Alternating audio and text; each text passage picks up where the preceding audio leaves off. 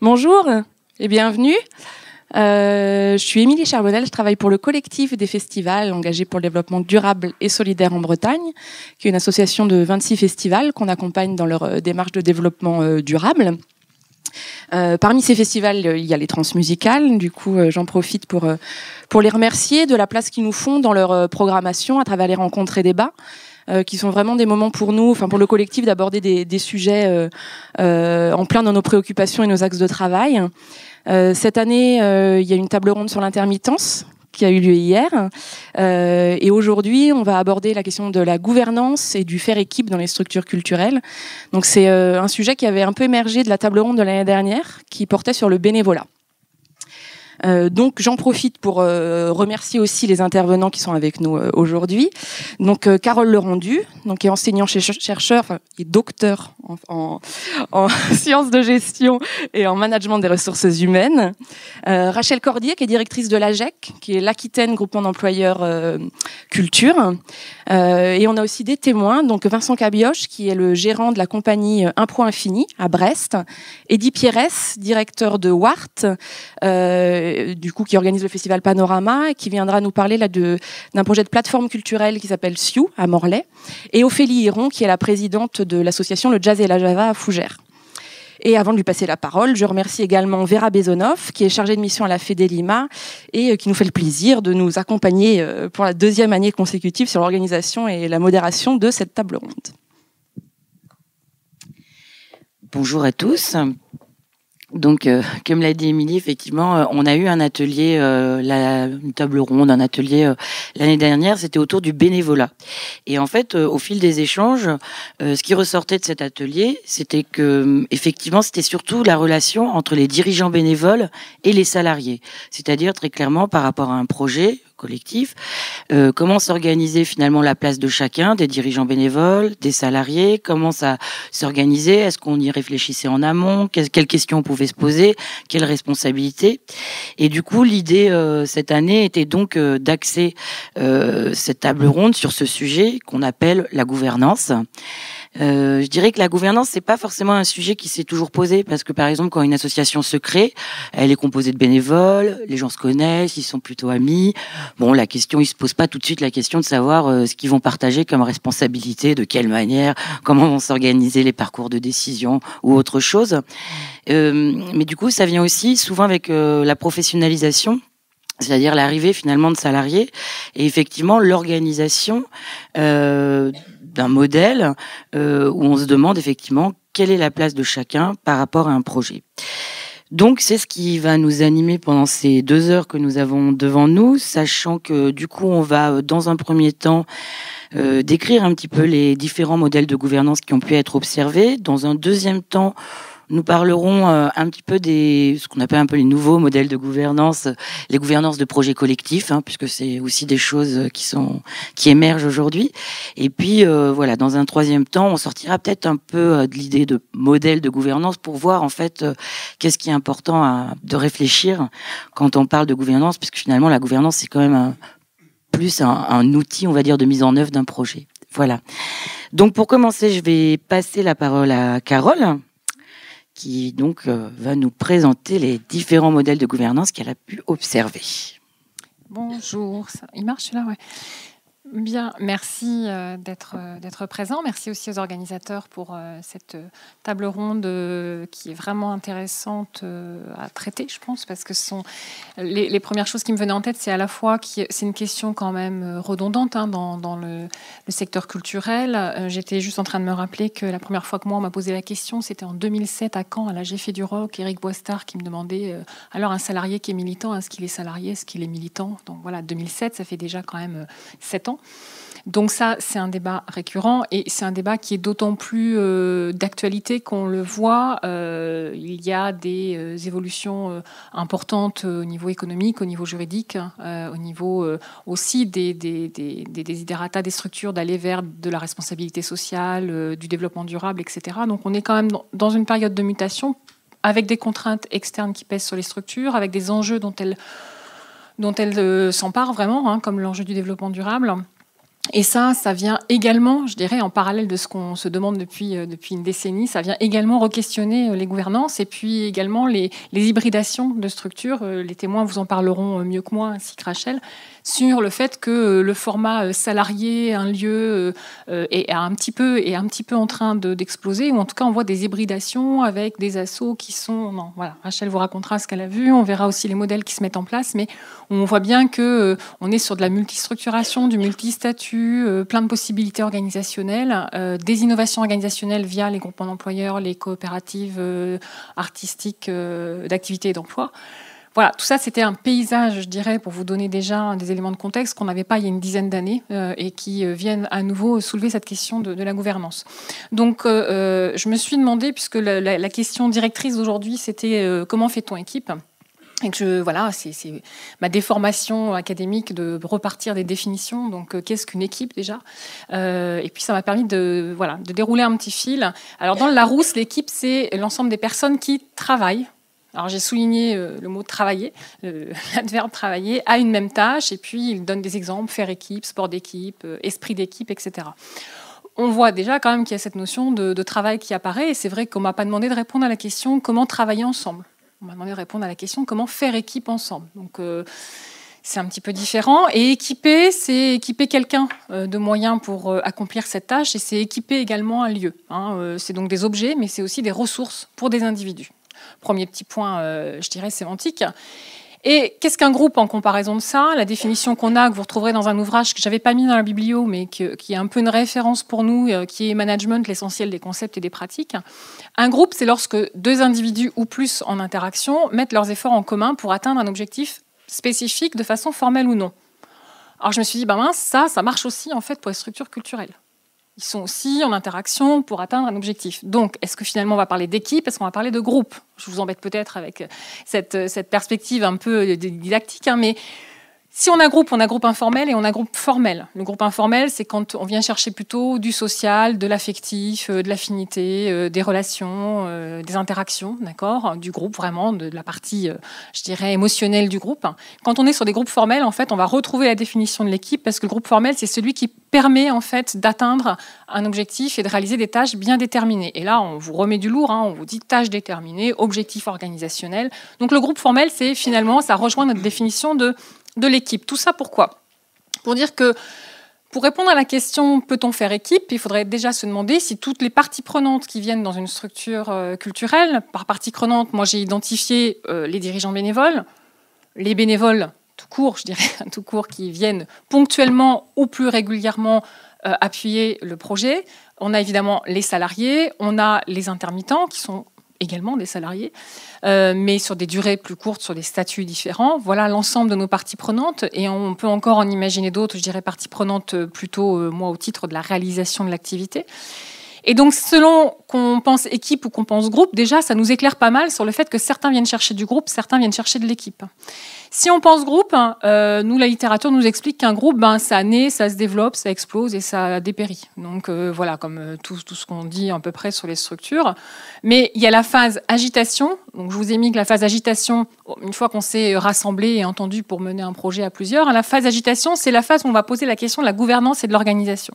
Bon, ok, on a envie de mener un projet, mais qui fait quoi ? Et qui va décider de quoi ? Ça, alors on appelle ça la phase storming en anglais, parce que c'est là que les conflits vont apparaître, que les conflits de leadership vont apparaître dans les structures classiques. D'accord ? Dans vos structures, effectivement, on pose un statut avec une gouvernance bénévole le plus souvent, mais on peut aussi poser une URL, on peut aussi poser une SARL.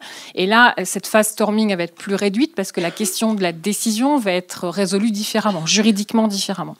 Après, on a la phase de stabilisation. Une fois qu'on s'est entendu sur la gouvernance, c'est un modèle assez théorique, assez statique, pas forcément super adapté à vos structures. Mais sur la phase stabilisation, c'est OK, on s'est entendu sur le bureau, sur le CA, on sait que ça va tourner pendant 2-3 ans. Donc là, on met la dynamique et l'énergie dans la réalisation des activités. Okay, puis après, on a la réalisation des tâches et on a la dispersion. La dispersion qui peut correspondre au moment où un projet culturel va re-questionner en fait sa gouvernance, son bureau, son CA, ou va questionner son statut. Est-ce que je passe en SIC ? Est-ce que je passe en scope ? Est-ce que j'éclate mon projet en SARL ? SARL, plus association, plus encore une autre activité. Voilà, donc ça va être notre phase dispersion. Et on le voit bien, les structures s'autorisent de plus en plus à remettre en cause leur statut associatif qui était un peu annoncé comme prépondérant, comme immuable, etc. Et on voit quand même tout un tas de créativités organisationnelles, d'innovations organisationnelles qui sont proposées. Moi, j'en pense rien de particulier, mais c'est un constat qu'on fait. On a des hybridations qui deviennent de plus en plus complexes à réaliser et qui posent la question de la gouvernance au sein de ces hybridations. Alors, si maintenant on sort du groupe et qu'on dit on n'est pas seulement venu pour réaliser des objectifs ensemble de façon un peu informelle, mais on a envie d'atteindre un objectif, ça veut dire qu'on accepte l'idée du résultat, qu'on accepte l'idée de la performance, quelque part. Ce n'est pas un gros mot, hein, c'est atteindre les enjeux que j'ai fixés sur le projet, les objectifs plutôt. Et dans la définition des équipes de travail sur ce même ouvrage que je vous ai cité, on dit, attention, là les membres travaillent de façon intense. Il y a une synergie positive, ils sont responsables individuellement et collectivement, donc apparaît une nouvelle notion, c'est la notion de responsabilité, ce qui n'est pas le cas du groupe, vous verrez pourquoi je fais sans arrêt ce distinguo. Et on a complémentarité de compétences, donc on pose encore un autre mot très important, c'est celui de la compétence, c'est-à-dire qu'il y a une reconnaissance de la capacité à réaliser, qu'elle soit qualifiée ou pas, hein, quelqu'un qui soit par expérience, soit par qualification, soit les deux, a développé une compétence pour faire. Donc l'équipe est déjà beaucoup plus structurante, donc comment peut-on faire équipe ? Est-ce que ça va concerner toutes nos parties prenantes? Est-ce que je peux appliquer cette définition à mes bénévoles? Probablement que déjà, on est un petit peu plus sur du groupe que sur de l'équipe. Okay, si j'accepte la notion d'équipe et si je pose toujours cette notion d'équipe, ça veut dire, comme on a une définition qui est structurante par les compétences, une définition qui est structurante par la répartition des activités, on accepte la dimension juridique, on accepte de poser en face d'équipe le terme travail, on accepte la dimension organisationnelle, c'est-à-dire qu'on organise l'activité, on attribue des postes, on a des compétences spécifiques et on décide. Et à nouveau, on revient sur la question de la gouvernance. Est-ce que ma gouvernance est la même quand j'ai des personnes qui sont rassemblées pour organiser une activité de façon intense et efficace? Ou est-ce que ma gouvernance est différente si simplement on forme un groupe ayant surtout envie d'être là pour des interactions sociales? Voilà, mais on a déjà toujours cette distinction qui est possible. Si on a une organisation, pour nous, une organisation, c'est trois choses. Il y a trois critères qui définissent une organisation. Il y a des objectifs, il y a une structure, il y a des individus. Ça correspond à tout ce que vous savez déjà. Ensuite, se pose donc la question de qui fait équipe. Entre des bénévoles dirigeants, est-ce qu'ils font équipe au sens où ils travaillent intensément? On a vu, c'est dans la définition. Est-ce qu'on a des salariés? Alors eux, oui, ils répondent à la définition compétences, travail, etc. On a des statuts différents, on a des permanents, on a des intermittents et on a surtout des temporalités différentes. On a des bénévoles qui vont venir une fois seulement sur un festival, on a des bénévoles qui vont s'impliquer sur plusieurs années sur un festival, on a des intermittents qui vont venir très brièvement, on a des intermittents qui vont devenir des permittents. Donc on le voit bien, le découpage statutaire est un angle d'attaque, le découpage temporel en est un autre, et pour moi, il est beaucoup plus éclairant d'être sur un découpage temporel, parce que ça éclaire beaucoup plus ce que je viens chercher dans une organisation. Est-ce que je viens faire équipe? Est-ce que je viens faire groupe dans une organisation? C'est probablement lié quand même à la durée que je souhaite consacrer à cette organisation-là. D'accord? Ce qui nous expliquera aussi par ailleurs pourquoi on peut avoir des bureaux fictifs, parce que je peux être dirigeant bénévole, mais n'y consacrer que très peu de temps. Donc, je ne suis pas en équipe, je suis en groupe par rapport à mon association dans ce cas-là. Okay, donc, pour vous synthétiser un petit peu tout ça, en fait, donc faire équipe ou manager une équipe, c'est un petit peu différent.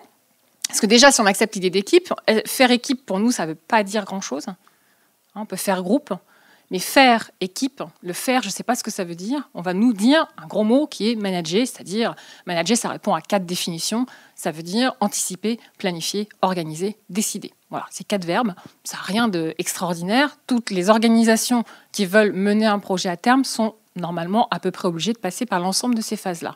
La gouvernance, elle est mise en question dans l'ensemble de ces phases, plus particulièrement sur la phase décision, qui va à un moment donné décider de la dimension qu'on donne au projet et de sa direction. Alors, j'ai essayé de synthétiser ça de cette façon-là, c'est qu'à un moment donné, si je fais équipe, si je fais groupe, je peux essayer de positionner mes parties prenantes. Mes bénévoles dirigeants, je les ai mis en haut, parce qu'effectivement, on peut très bien être bénévole dirigeant en faisant équipe, c'est-à-dire qu'on a des bénévoles dirigeants qui vont réaliser de l'activité. Ils vont être dans le travail.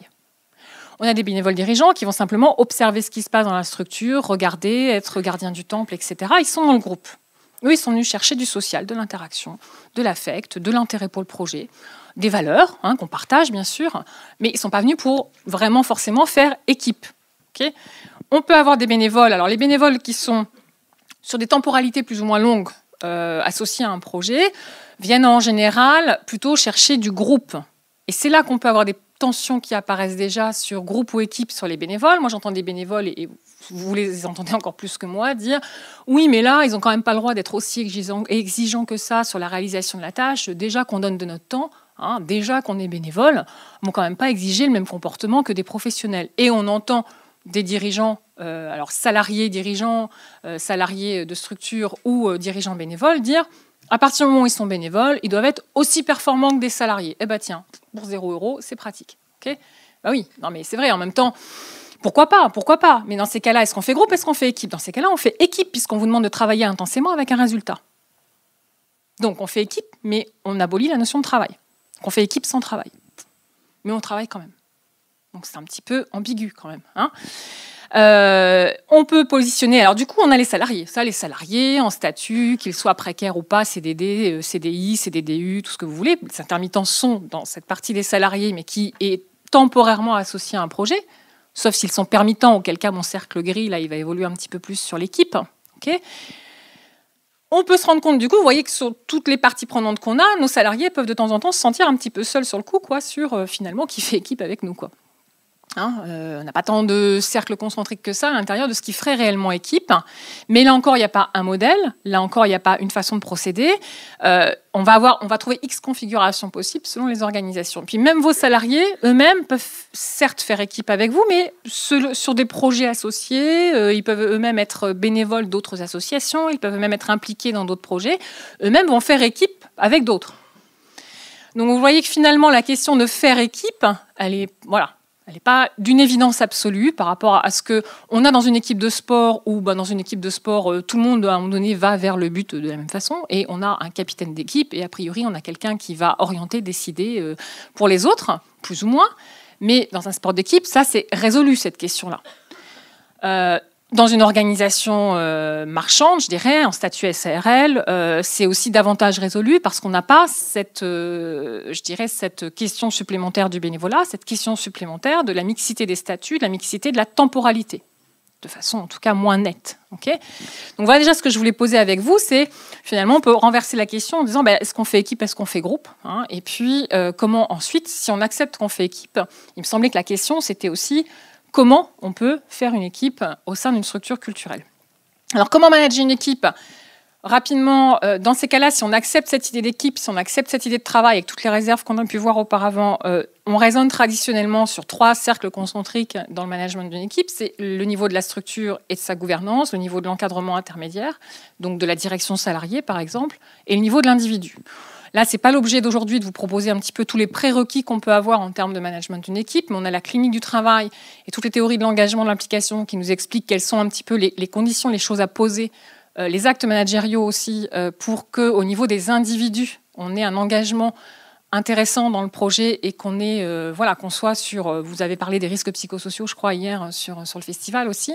Qu'on ne soit pas dans des risques psychosociaux avérés et qu'on ait, pour le coup, un bon équilibre travail en tant que salarié à l'intérieur d'une organisation qui me demande de travailler efficacement avec des résultats. Et en même temps, le respect de ma vie privée où je peux être bénévole dans d'autres structures. Et là, quand on demande d'être bénévole dans sa propre structure, on demande bien l'engagement de sa vie privée dans la propre structure, au-delà de son statut de salariat. D'accord ? Donc c'est un double niveau d'engagement qui peut être choisi aussi par le salarié, mais qui, à mon avis, organisationnellement, ne peut pas être exigé. En tout cas, historiquement, ça s'est construit comme ça. On en parlait dans d'autres structures associatives, dans d'autres secteurs d'activité. On en est toujours sur ces débats de un salarié. On ne se pose même pas la question. Il est obligatoirement militant dans sa structure. Voilà, comme ça, c'est fait. Ça a été dit, Rachel, depuis longtemps, en début de semaine, dans d'autres instances. Elle vous expliquera. Mais dans ces cas-là, effectivement, la question du travail n'est pas posée, parce qu'elle est complètement hybridée avec la question du bénévolat. Si on s'intéresse au groupe, on a des tas de choses en dynamique de groupe, en justice organisationnelle, là, j'ai pas le temps de développer, mais qui disent, voilà, pour qu'on ait une équipe qui soit réellement engagée, et comment je fais équipe avec des bénévoles, comment je fais équipe avec des salariés, il y a une chose qui fonctionne très très bien, c'est ce qu'on appelle la justice procédurale, être très clair sur ces procédures, et là, la question de la gouvernance va à nouveau se poser. Est-ce que la gouvernance est très claire sur ses enjeux, ses objectifs? Et on l'a vu, pour faire équipe, il faut doter de ressources, il faut équiper. Est-ce que la gouvernance est claire sur comment elle équipe des salariés, des bénévoles pour réaliser l'activité? Équiper, ça veut dire doter de quoi? Équiper, ça veut dire doter de compétences. Doter, est-ce que ça suffit des compétences? Non, parce que savoir-faire, ça ne suffit pas. Il faut normalement doter aussi d'autonomie, il faut doter de capacité de décision. Sinon, la clinique du travail nous explique que agir sans avoir réellement la liberté d'agir, le pouvoir agir et un minimum de niveau de décision sur son activité, c'est générer structurellement du risque psychosocial au travail. Or, de par les gouvernances associatives, la façon dont les bureaux, les CA peuvent être constitués sont des modes qui peuvent structurellement générer en fait cet empêchement d'agir. Voilà, je vous montrerai après une grille de décryptage de ces différents niveaux. Et au niveau de la structure, ça pose évidemment la question de la coordination des ajustements. On va réguler, on va s'ajuster, on va échanger, on va informer, on va coordonner l'activité. Mais est-ce qu'on continue à le faire de façon informelle? Si on le fait de façon informelle dans l'affect, on est encore dans du groupe. Alors ça va, si on a un groupe de 2-3, c'est le noyau fusionnel, ça fonctionne très bien. Être en fusion à 15, c'est un petit peu plus compliqué.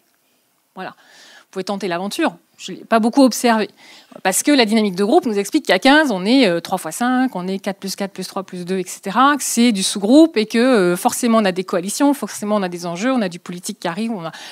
Voilà, parce qu'on est tous hyper convaincus du projet, on va tous dans le même sens, on s'adore tous, mais quand même, des fois, un petit peu moins, un petit peu plus. Puis des fois aussi en fonction de ma vie privée, de ce qui m'arrive. De ma fatigue, du temps que j'ai envie d'y consacrer, du temps que je peux y consacrer, des circonstances liées au projet, etc. Donc se pose la question de la coordination et de l'ajustement. Je suis à la moitié, c'est bon? Un peu plus. D'accord, je vais aller très très vite alors. Je vais aller très très vite, donc ça je passe. Voilà, pas grave. Tac, tac, tac, tac, tac, tac. Voilà, de la gouvernance associative. Allez. On va aller au cœur du sujet. Voilà. On va faire un gros bond. J'ai repris donc la définition que vous aviez mise dans le dépliant de présentation là, sur ce que nous expliquent Jean-Louis Laville et Christian Hoareau. La gouvernance, c'est des mécanismes qui permettent un alignement du fonctionnement sur les objectifs et les valeurs. C'est bien, il n'y a pas de notion de résultat. Donc c'est groupe. Donc ça, c'est une gouvernance de groupe. Pour nous, dans nos grilles gestionnaires, vous n'êtes pas obligé du tout de les utiliser ni de les approuver. Mais moi, c'est mes grilles. Voilà. Donc, c'est une gouvernance on est d'accord pour fonctionner ensemble sur la base du partage effectivement de normes informelles, de valeurs, d'objectifs, etc. Mais on ne pose pas la question. Donc et là-dessus, je rejoins complètement Jean-Louis Laville. Les structures associatives se sont normalement constituées en rationalité, en valeurs. Normalement, elles sont là pour faire association, pour être ensemble. Et il me semblait avoir compris du mouvement associatif que c'était d'abord effectivement cette idée de association, d'être ensemble, qui était à l'origine du statut associatif. Si on passe à une rationalité en finalité, on est dans une rationalité par le résultat, par la performance, par l'atteinte d'un objectif de façon intense, etc. Est-ce qu'on est encore sur ce qui était à l'origine le projet associatif? C'est pour ça que Jean-Louis Laville, quand il pose ces définitions-là, est hyper cohérent par rapport à ce qu'il dit. C'est normal par rapport à ce qu'il dit et ce qu'il pose de ce qu'est l'association comme un projet associatif, c'est-à-dire d'être ensemble. Mais dans nos grilles à nous, ça ne fait pas équipe, ça. Voilà. Alors, si on pose la gouvernance de façon différente, pour le coup, moi, j'ai développé cette grille qui est inspirée de grilles qui existaient déjà en 99, mais qui n'étaient pas construites de cette façon-là. C'est les grilles de Maillot en 99, que vous connaissez, je pense déjà, mais je les ai réparties en qui fait quoi et qui décide de quoi, puisque vous avez compris qu'en management, nous, ça fait partie des critères d'organisation du travail, qui coordonne, qui décide. Si on croise du coup ces critères-là, en général, une association commence par le CA opérationnel, c'est-à-dire celui qui fait, celui qui décide, puisque c'est d'abord un cercle d'amis qui ont envie de lancer un truc ensemble. Après, toute la question de la gouvernance, elle se trouve posée dans est-ce que je passe en CA décisionnaire, est-ce que je passe en CA conseil? C'est-à-dire, si je continue à garder la décision, ce qui est la majorité des configurations qu'on trouve sur du 4-7 salariés, je dirais. En général, le CA continue à avoir la main, c'est logique, sur le projet, sur ses enjeux. Il garde le plus souvent la main sur les aspects financiers, quoique, moi j'ai des statistiques, 6-7 salariés, ils délègue quand même pas mal la question financière. La question RH, on peut être tranquille, avant 11 équivalents temps plein, moi je trouve des stats où ils délèguent rien, à part le planning. Voilà. Donc ça veut dire qu'ils continuent à être décisionnaires, bien qu'ils ne fassent plus. sauf certaines activités qui lui sont réservées. Et là, c'est des structures où, quand je vous disais qu'on organise structurellement le risque psychosocial, on est dans cette configuration-là. Parce que pour autant, quand vous êtes 6-7 salariés, vous faites équipe, là, pour le coup, en tant que CA, faisant équipe parce que réalisant de l'activité, ce CA fait équipe avec des salariés qui sont sous contrat avec la structure, qui ont été recrutés parce qu'ils étaient compétents et qu'on va mettre potentiellement en risque de souffrance au travail parce qu'ils n'auront pas la capacité à agir, la capacité à décider. Et on le voit, c'est des équipes qui, en général, questionnent beaucoup la gouvernance, questionnent beaucoup le projet à ce moment-là. Si vous passez en CA conseil, souvent c'est après une crise, après un litige, de ce que j'ai pu observer, mais là encore, on a plein de configurations possibles. C'est des structures qui peuvent avoir passé ce stade de crise et expliciter le fait que, OK, on a des équipes qui sont compétentes, elles peuvent passer en CA de militants, compétentes, donc on va les laisser faire et nous on va simplement être gardiens du temple, c'est-à-dire qu'on va vérifier qu'on va bien, toujours dans l'esprit par exemple de la gratuité sur tel type de spectacle, de l'accès à tel public, de tel type d'activité, mais nous on laisse faire, on laisse décider sur l'opérationnel, on fait juste respecter les grands enjeux en fait du projet, où on réoriente de façon très large le projet. Si par contre, on peut être sur le CA conseil, des CA qui ne décident plus, mais dans lesquels on intègre, vous savez, par exemple, d'anciens banquiers, d'anciens DRH, qui vont venir apporter une expertise ponctuelle. Ça, c'est des configurations également. La question de la décision du qui fait, qui dirige l'équipe, elle est également résolue. C'est-à-dire que c'est le niveau de proximité qui va se rendre en direction de l'équipe. Mais là, c'est ambigu parce que juridiquement, la responsabilité est quand même toujours à l'employeur qui est le bureau, qui est le président en l'occurrence. Et puis on a le CA de façade, qui est soit la première phase de structuration d'une association qui se fait sans tomber dans la caricature du rapport Hearn sur vous seriez tous en choix d'une association parce que vous ne savez pas comment faire autrement. Je pense que c'est un petit peu plus compliqué que ça. Mais voilà, c'est vrai quand même qu'on trouve des structures qui prennent le statut associatif parce que c'est plus simple, ça va plus vite, parce que j'accède à de l'aide publique, parce que j'accède à du bénévolat, etc. De façon plus ou moins cynique. Il y en a qui sont très au clair par rapport à ça, qui disent moi j'ai plus d'efficacité là-dedans parce que j'ai résolu la question de la décision et de l'activité. Je décide, je réalise, et mon bureau valide globalement tout ce qui se passe. D'accord ? Donc, ce n'est pas des structures dans lesquelles, moi, en tout cas, je trouve des situations de salariés en souffrance, en général. Donc ça, cette question de la gouvernance, elle peut être éclairée de cette façon-là. Et puis, rapidement, ce qui est à questionner aussi dans comment on fait équipe, et on en parlait à table, c'est la question. Moi, j'ai développé un modèle qui s'appelle GMR, Gouvernance, Monde, Régulation. Gouvernance, je vous en ai parlé. Pour terminer juste, donc les mondes, c'est accepter l'idée, c'est le modèle de Boltanski et Thévenot, accepter l'idée que quand je fais équipe, on abandonne peut-être un peu quand même l'idée de légitimité, je dirais, forcément homogène. On peut venir faire équipe dans une structure pour des raisons différentes. On peut venir faire équipe parce que je suis dans un monde civique, c'est-à-dire qu'effectivement, je suis très dans le militantisme, dans le bien commun, dans l'intérêt général. Je peux venir faire équipe parce que moi, j'ai toujours voulu...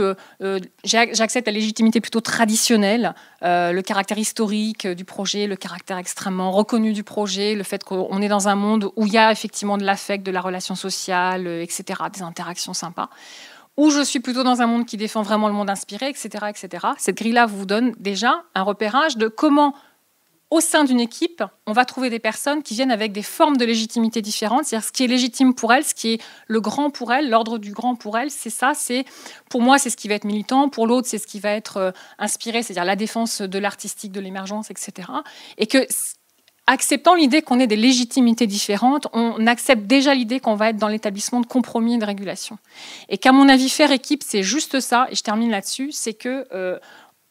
moi, je suis vraiment de plus en plus persuadée de ce modèle de la régulation de Reynaud, qui explique qu'on régule une activité dans un collectif entre individus par un continuum qui va, alors, de la sanction au don contre don, c'est-à-dire qu'on peut très bien avoir une légitimité de la régulation par le don contre don sur le noyau initial, sur le noyau fusionnel ou sur des petites structures, et c'est OK, et ça sera légitime parce que les salariés ou les parties prenantes ou les bénévoles seront tous d'accord pour dire ça, c'est ce qui est légitime pour nous.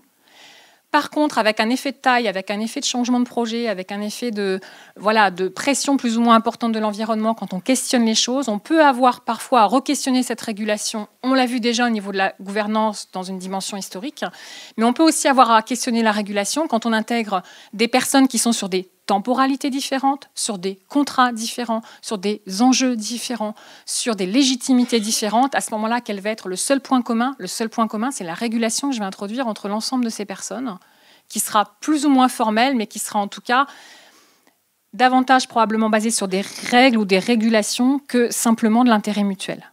Donc la coordination par les valeurs, ça va être cette première partie du schéma intérêt mutuel don contre don. Ça peut suffire, ça peut être évidemment un idéal qu'on souhaite poursuivre, parce que je dirais que c'est de la motivation intrinsèque, c'est de l'engagement vraiment interne des individus, c'est extrêmement intéressant. Mais de par la dynamique du groupe, de par les effets de structure, de par les effets de gouvernance, on peut être amené à choisir des structurations, des passages en SIC qui éclaircissent par exemple cette question de la gouvernance par de la régulation formelle. Et ça, c'est un modèle qui est extrêmement éclairant de comment on trouve des dysfonctionnements dans les structures à un moment donné en fonction de, je dirais, de la date de l'équipe, de l'ancienneté de l'équipe, de sa taille et du type de statut et de temporalité qu'on va rencontrer dans l'équipe. Voilà, je pense que ça va suffire largement. Et puis voilà, bon après, c'est pas grave. On va rester là-dessus, puis après on pourra toujours rebondir. Bien sûr. Merci beaucoup, merci Carole. Alors, on va passer à un petit témoignage maintenant de Vincent, donc, qui est la compagnie Impro Infini à Brest, et tu vas essayer de nous expliquer ou de nous illustrer plus exactement quelle a été votre réflexion autour justement de la gouvernance de votre structure, ce qui vous a amené justement de passer d'une association loi 1901 à une SCOP. Comment ça s'est fait, le processus, le pourquoi, et puis peut-être qu'est-ce que ça donne aujourd'hui. Bonjour à toutes et à tous. Merci d'abord au collectif pour l'invitation, effectivement. Et je trouve que c'est un débat, en tout cas un échange qui est très intéressant, comme ça a été dit, et dans l'actualité, notamment avec le contexte que nous connaissons tous et qui est propice probablement à des réflexions structurelles sur la façon dont on peut envisager le changement, entre guillemets. Et je fais pas de mauvais jeu de mots politiques. Donc moi je suis le gérant d'une compagnie de théâtre brestoise qui s'appelle la compagnie Impro Infini. Donc je vais vous présenter un petit peu le contexte d'activité rapidement, parce que ça va vous permettre, je pense, de mieux comprendre après les décisions et les choix qui ont été faits. Donc c'est une compagnie professionnelle qui réalise beaucoup de spectacles et de propositions artistiques dans le champ de l'improvisation, et qui est une compagnie, pour ceux qui connaissent un petit peu le théâtre, qui est géré non pas par un metteur en scène charismatique qui a créé son organisme administratif pour porter ses projets artistiques, mais qui est du coup une structure avec plusieurs têtes pensantes, entre guillemets, qui agissent chacun sur des projets, des créations, individuellement ou collectivement en fonction de la nature de ce qui est demandé ou de ce qui est souhaité en termes de création et d'action. C'est une compagnie qui a effectivement changé son statut il y a quelques années, 4 ans, c'était en 2010. Auparavant, c'était une association pendant 8 ans. Et cette association avait été créée un petit peu comme toutes les associations, comme on l'a évoqué là, plus sur cette idée du travail de groupe avec des gens qui étaient sur un projet commun de développement, de création artistique et qui voulaient avoir une entité de portage administratif, l'association semblant celle qui était la plus simple effectivement à mettre en œuvre et la plus appropriée au projet. Petit à petit, dans l'évolution de cette compagnie, qui était au début portée par 2 personnes, 2 metteurs en scène, artistes, comédiens, improvisateurs, l'activité a été de plus en plus importante, notamment l'activité de création et d'intervention auprès d'institutions, de collectivités et autres. Et le chiffre d'affaires a aussi bien évolué. Et la structure a accumulé des capitaux propres assez conséquents. Ça, j'y reviendrai après parce que c'est une donnée relativement importante, notamment même dans l'idée de gouvernance. Donc une association avec un bureau, comme on l'a vu là, un petit peu classique, qui n'était pas du tout impliqué dans la décision en réalité, et donc la gouvernance était en réalité assumée par les 2 artistes permittents, qui étaient donc intermittents du spectacle et qui géraient ensemble la façon d'être le plus économiquement efficace dans la logique d'une association. À côté de ça, cette activité donc dans le théâtre d'improvisation, des gens qui sont dans un esprit extrêmement fondamental de la façon dont on doit concevoir le rapport avec les autres quand on est dans quelque chose, dans un processus d'action. Donc ce sont des gens qui sont convaincus de la nécessité de la solidarité, du partage, et ça aussi j'y reviendrai après rapidement, c'est vraiment très important dans le choix qui a été fait ensuite. C'est-à-dire que ce sont des personnes qui, dans la façon même d'envisager l'association, même si le bureau n'était pas un bureau actif et décisionnel, essayaient d'être en bienveillance systématique dans la façon dont ils abordaient l'ensemble des projets qui leur étaient proposés proposées, et en essayant en fonction de leurs affinités, mais aussi du temps de travail dont pouvait bénéficier chacun, etc., dans le futur, notamment avec la prévisionnabilité que nécessite l'intermittence, essayer de faire en sorte que les membres actifs et qui travaillaient puissent se répartir l'ensemble de la demande de travail de façon à peu près équitable. Et à un moment donné, avec ces conjonctions-là, c'est-à-dire des capitaux propres accumulés en 8 ans d'activité relativement conséquents et une volonté de vivre la solidarité d'un point de vue peut-être plus réel dans ce que le statut de la structure pouvait écrire sur le papier, ils ont décidé de transformer l'association en SCOP. Du coup, la SCOP, pour eux, c'était aussi revendiquer finalement que, au-delà de ce bureau, de ce conseil d'administration qui n'existait pas en réalité dans la décision, et dans ces salariés qui travaillaient ensemble dans une vraie volonté de partage et de solidarité, l'intérêt était peut-être de déplacer la structure associative moins adaptée à quelque chose qui relève par nature plus du marchand, plus qu'une SCOP est une SARL avec un capital, et qu'il puisse apporter le capital cumulé dans l'association au sein de la SCOP pour pouvoir le partager potentiellement, ou en tout cas en faire un bien commun. Ça pose pas mal de questions. Il y a 4 ans, ils ont fait ce pas-là, donc on va passer les détails, mais le fait de passer d'une association à une SCOP n'est pas quelque chose de compliqué, d'un point de vue purement juridique. Ce qui est compliqué, c'est simplement de se mettre d'accord sur ce que ça veut dire d'un point de vue intellectuel et d'un point de vue effectivement de fonctionnement et de gouvernance. Ils se sont mis d'accord sur ce projet avec ces 2 valeurs, la solidarité et le bien commun d'un capital constitué dans un environnement marchand. Ils étaient au début 4 associés dans la SCOP. Il y avait 2 artistes et 2 administratifs. Les artistes étaient des intermittents. Et dans une SCOP, un intermittent ne peut pas être gérant, donc c'est quelqu'un au régime général qui était l'administrateur, qui était le gérant de la SCOP. Petit à petit, aujourd'hui, ça fait 4 ans que la SCOP existe. On est 7. Il y a 5 artistes associés. Donc on est passé de 2 à 5 et 2 administratifs associés. Sachant que les administratifs à la fondation de la SCOP ont changé. Ce qui veut dire aussi, je le dis au passage, que le fait de considérer qu'une association était peut-être un modèle plus souple en termes de fonctionnement au quotidien qu'une SCOP, l'actionnariat dans une SCOP n'enlève pas la facilité de pouvoir quitter la structure, de s'en aller quand on n'est pas content, etc. C'est aussi facile à partir du moment où on a bien pensé le projet en amont que dans une association. Et pour aller rapidement, aujourd'hui, la SCOP a des atouts et des avantages, et qui sont liés justement au modèle de gouvernance et à la conscience qu'ont chacun de la nature du projet. En réalité, quand il y a eu le passage de l'association à la SCOP, il y a toujours une subjectivité individuelle dans la façon, même quand il y a beaucoup d'explications et que le projet est partagé, dans la façon dont chacun envisage ce qu'il est dans une association et ce qu'il pourrait être dans une SCOP. Parce que parfois on n'a pas conscience de ce qu'est le fait d'être actionnaire, on est dans un rapport de subjectivité dans l'autorité, et en l'occurrence dans la SCOP, les 3 artistes qui ont été rajoutés en tant que membres associés sont des gens qui travaillaient déjà dans l'association, mais qui au début de la SCOP n'étaient pas associés immédiatement à l'actionnariat. Et donc ils y sont rentrés après, parce que c'est une volonté qu'au bout de 2 ans de travail, les personnes qui sont dans la SCOP puissent rejoindre l'actionnariat.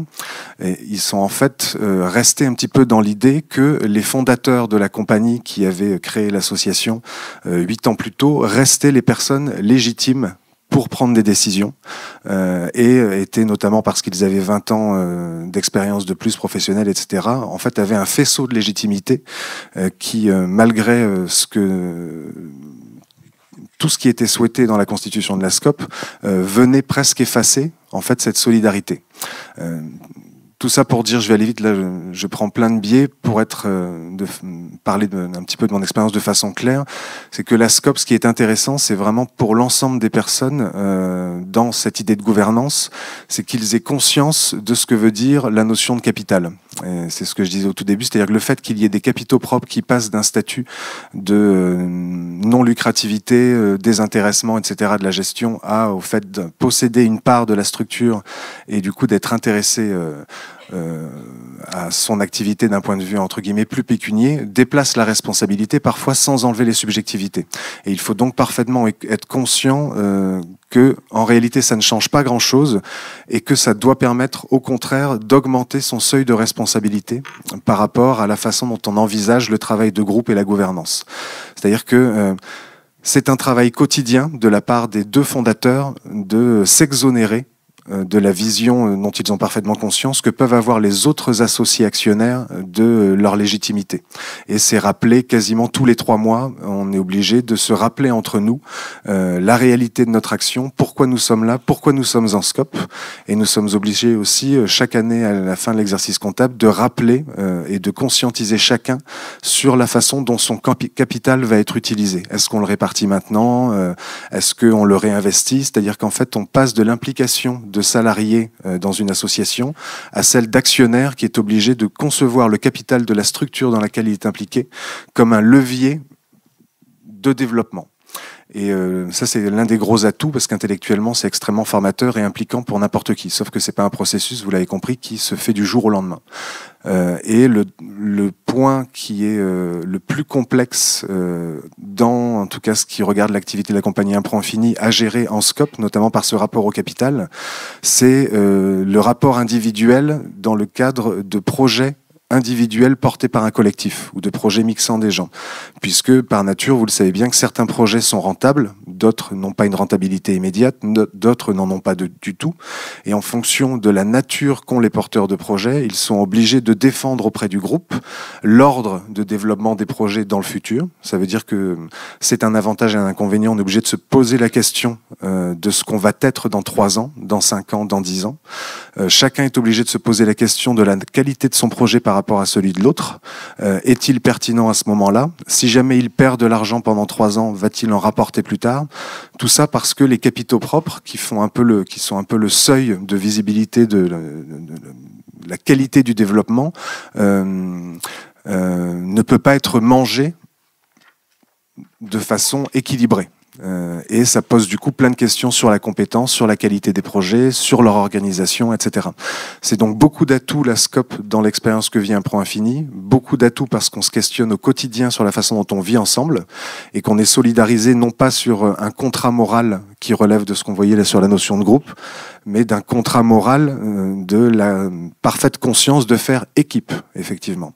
Et pour conclure rapidement, en 2 points, le premier, c'est que je crois que dans la scope Impro Infini, qui est anciennement qu'une association, nous faisons autant groupe que équipe. C'est-à-dire que nous sommes toujours autant portés par des valeurs que par la conscience d'être co-actionnaires dans une entité marchande, entre guillemets. Donc les deux coïncident et coïncideront, parce qu'on reste une équipe qui est en dessous de 10 personnes. C'est vrai que si on passait à plus, je pense que ça pourrait poser d'autres questions.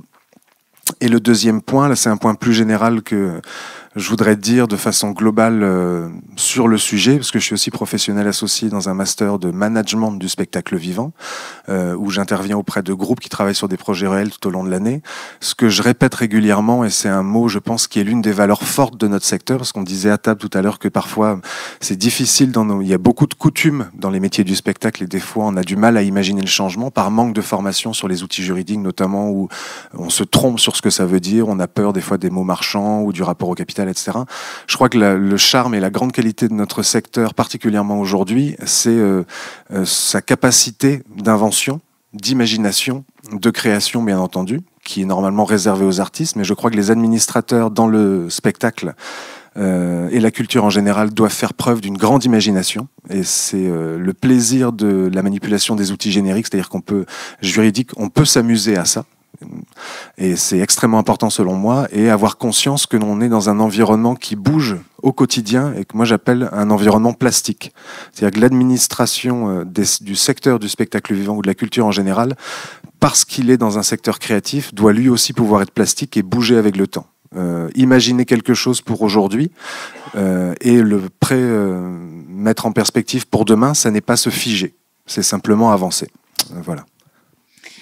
Merci beaucoup Vincent. Alors je me tourne vers la salle. Est-ce que certains veulent poser des questions à ce stade ou faire partager peut-être une expérience si il a vécu en interne une réflexion autour de sa gouvernance ou simplement si vous voulez des précisions ou des compléments? Je veux bien que vous vous présentiez aussi quand vous prenez la parole. Bonjour, Claude Berceliot, je suis président du collectif qui est co-organisateur de cette rencontre. C'est paradisiaque ce que vous avez présenté. C'est-à-dire que j'en ai conscience. Oui. Alors, il n'y a pas de difficulté. Enfin, vous n'avez pas parlé des choses qui ont peut-être été un peu difficiles à vivre dans cette réorganisation. Non, tout c'est bonheur. Non, je vais le dire. C'est bien de nous dire si c'est quand même. Je vais vous le dire, oui, j'ai la chance. C'est vraiment le bonheur, on peut pas le dire comme ça, mais en fait, le principal écueil, et c'est la réalité, et je l'ai vécu, je vais vous donner, moi, parce que j'ai été 10 ans avant administrateur d'une compagnie de théâtre conventionnée, donc en association avec un metteur en scène qui était à la tête du projet. Dans la scope Impro Infini, le plus difficile, c'est de faire en sorte que les nouveaux arrivés et qui sont salariés actionnaires, soient capables de s'affranchir de la notion qu'ils ont d'autorité des anciens, pour plus penser dans la perspective de leur projet et se questionner eux-mêmes sur la qualité du projet qu'ils apportent dans le projet collectif. C'est-à-dire que parfois, en fait, quand j'étais dans la compagnie de théâtre des réseaux à Brest, on avait voulu mettre du collectif. Auprès des intermittents, on avait créé ce qu'on appelait la brigade. Et où les comédiens, donc là c'était vraiment une association avec le metteur en scène, les comédiens qui étaient permittants parce qu'on travaillait sur la confiance, sur une idée de collectif aussi. C'est-à-dire que c'était pas des comédiens qui étaient associés par le metteur en scène en fonction des projets, on travaillait vraiment sur le moyen terme avec eux.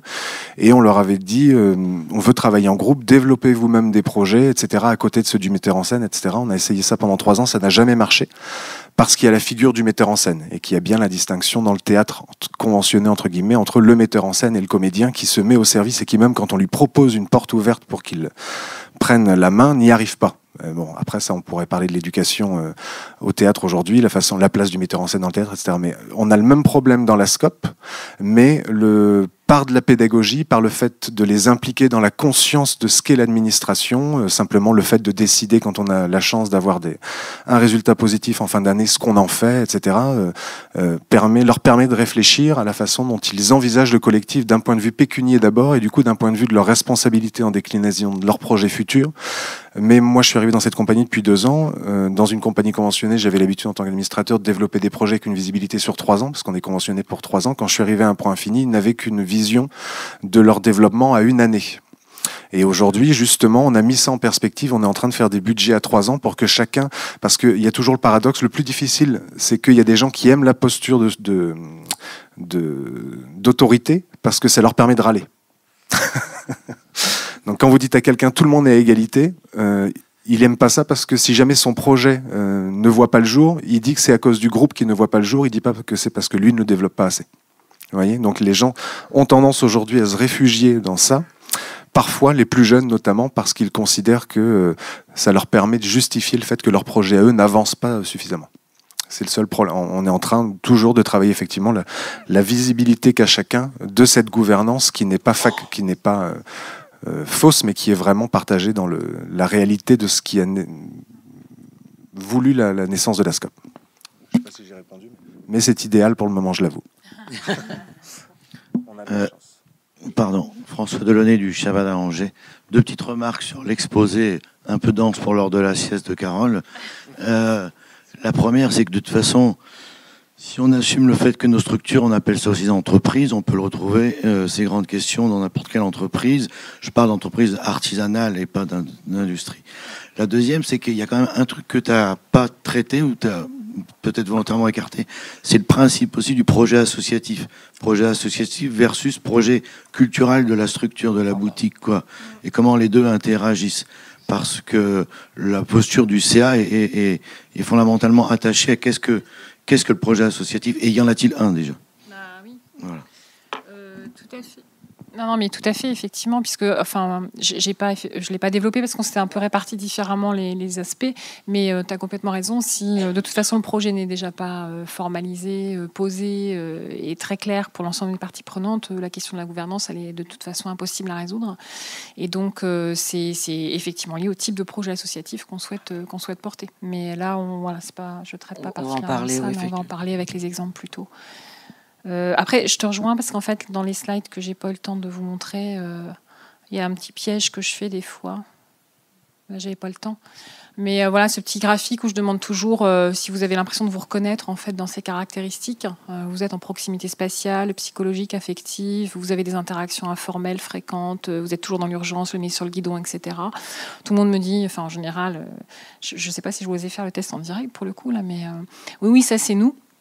Et en fait, si ça c'est vous, ça c'est des grilles de lecture de la très petite organisation de Torres en 2003. Donc tu as complètement raison, effectivement. De toute façon, et ça fait partie aussi de mes grilles d'analyse, tout un pan de vos caractéristiques sont d'abord des caractéristiques de très petites organisations. Voilà, au-delà du secteur marchand, non marchand, au-delà du secteur culturel ou autre secteur, on a des dynamiques quand même spécifiques à la taille de l'organisation et tout un tas de lectures qui peuvent être faites par rapport à ça, quoi. Alors, on va prendre une dernière question, puis après... Bonjour, Lucie, Scopiton Stéréolux. Ma question s'adresse à madame. Déjà, merci pour votre intervention. Je pense qu'il faudrait la présenter à tout dirigeant de structure associative, bien au-delà de la question de la culture. J'ai entendu énormément de questions qui rejaillissent sur plein d'expériences passées, donc merci. Vous avez dit tout à l'heure que certains dirigeants d'associations vous disaient les salariés doivent être militants au sein de la structure, c'est indispensable. J'aimerais savoir déjà ce que vous en pensez en termes de risques psychosociaux. Est-ce qu'on peut toujours attendre sur certaines densités de structures et de projets culturels de la part des salariés d'être aussi des militants? Est-ce que c'est juste comme positionnement et est-ce que ça n'entraîne pas justement à un moment une forme de schizophrénie de la part de l'équipe dirigeante vis-à-vis des salariés? C'est la question piège à laquelle on espère ne pas avoir à répondre. Alors non, très, très clairement, plusieurs grilles de lecture pour répondre à ça. Salariés, militants, il y a une première grille qui est la grille juridique. Moi, c'est quand même celle que je privilégie au titre des sciences de gestion. À un moment donné, il y a subordination juridique, donc rapport de soumission volontaire du salarié par rapport à son employeur. Il faut quand même rappeler les bases. Donc ça veut dire que si je suis salarié, à un moment donné, je suis dans un rapport politique à l'organisation. À un moment donné, il y a quelqu'un qui a le pouvoir sur moi. Et donc, si je suis militant par ailleurs, c'est bien parce que je le veux bien et non pas parce qu'on l'exige. Donc, la question pour moi, elle est résolue si c'est de l'ordre de l'engagement personnel du salarié de souhaiter garder cette dimension-là. Et pour moi, à partir du moment où un salarié a envie de faire 80 heures salarié plus militant dans sa structure, j'estime que ça ne regarde personne si lui, il est OK par rapport à ça. Là où ça regarde l'organisation, le projet associatif et sa gouvernance, c'est quand il y a injonction de la structure à prendre ce rôle de militant. Parce que là, on sort du rôle d'employeur dans sa dimension juridique. On a une injonction personnelle, d'engagement personnel en dehors de toute structuration. Et à ce moment-là, on est au-delà du rôle d'employeur. Donc en gros, oui, si le salarié, c'est son souhait. Non, s'il y a imposition de cette espèce de... Mais là, on retrouve la norme d'engagement et l'injonction d'engagement, et donc tout ce qu'on appelle l'injonction paradoxale, c'est tu dois être volontaire, tu dois être passionné, tu dois être engagé. En communication, ça s'appelle de la communication paradoxale. On n'exige pas des choses qui ne doivent venir que volontairement des individus. Donc, effectivement, d'ailleurs, il y avait des risques schizophréniques à l'époque associés dans les années 60 à ça. C'est un peu remis en question, mais bon...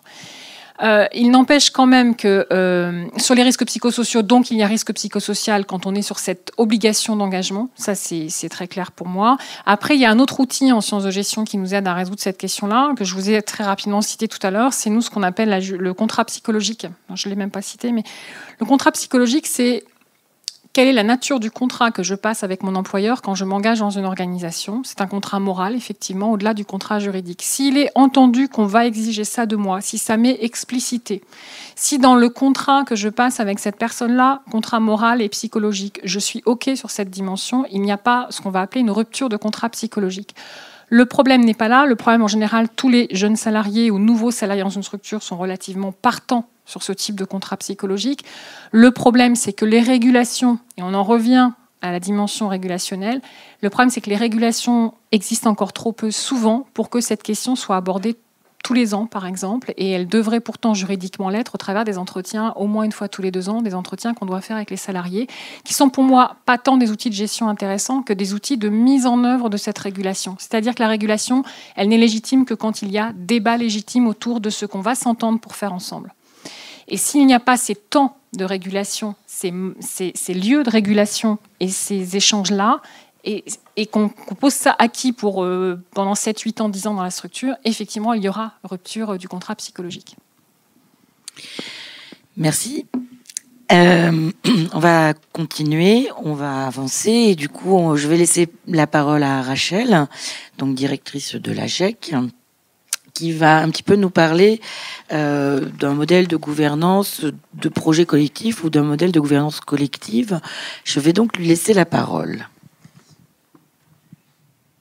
Alors oui, du coup je suis un peu, évidemment, avec juste la question, la toute dernière question, et puis ta réponse sur la régulation, je me dis que la structure que je vais vous présenter, celle que je représente aujourd'hui, elle se place là, à cet endroit-là de la régulation.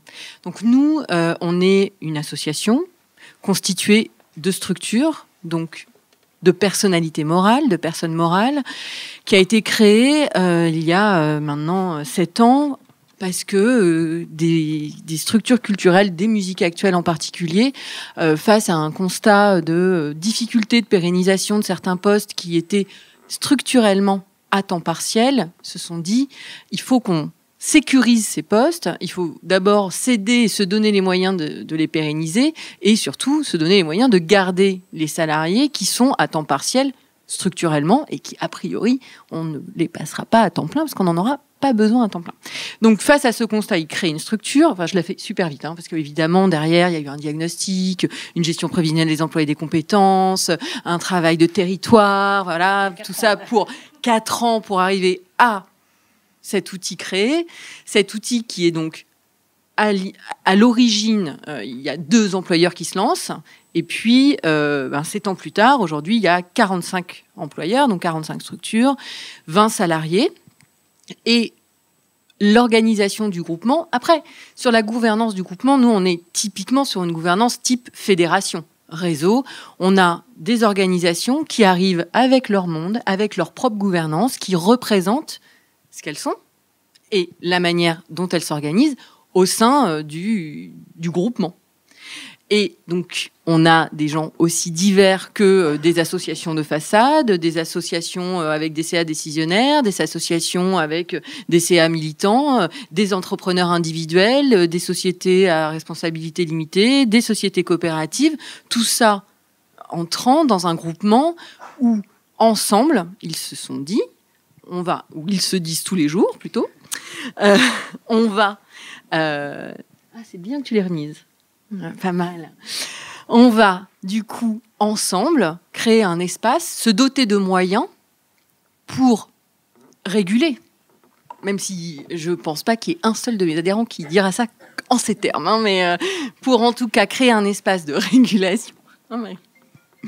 Créer un espace de régulation où on peut réfléchir ensemble, avoir une démarche collective, pour le coup, de stratégies qui vont dépasser l'unité, qui vont dépasser l'échelle de ma structure et qui vont collectivement créer des processus, notamment sur la gestion des ressources humaines. C'est dire une unité, moi j'ai des structures qui sont très différentes. On a des structures avec 0 salarié, il n'y a que de l'emploi partagé par exemple, et puis on a des structures avec 40 salariés. 40 dans le culture, c'est déjà pas mal. On a en plus tout type de structures culturelles. On va avoir des agences, on a des collectivités territoriales qui viennent pour la compétence culture. On a des producteurs de films, des compagnies, beaucoup de compagnies. On en a plus, oui, c'est un gros tiers, gros tiers même, je crois maintenant. On a des lieux de musique actuelle, donc des lieux de concert, des écoles de musique. Bref, je ne vais pas tous vous les réciter. On a même un pôle textile qui s'appelle Sous Hélène. Ça fait toujours rire Vera. Du coup, on a cette diversité.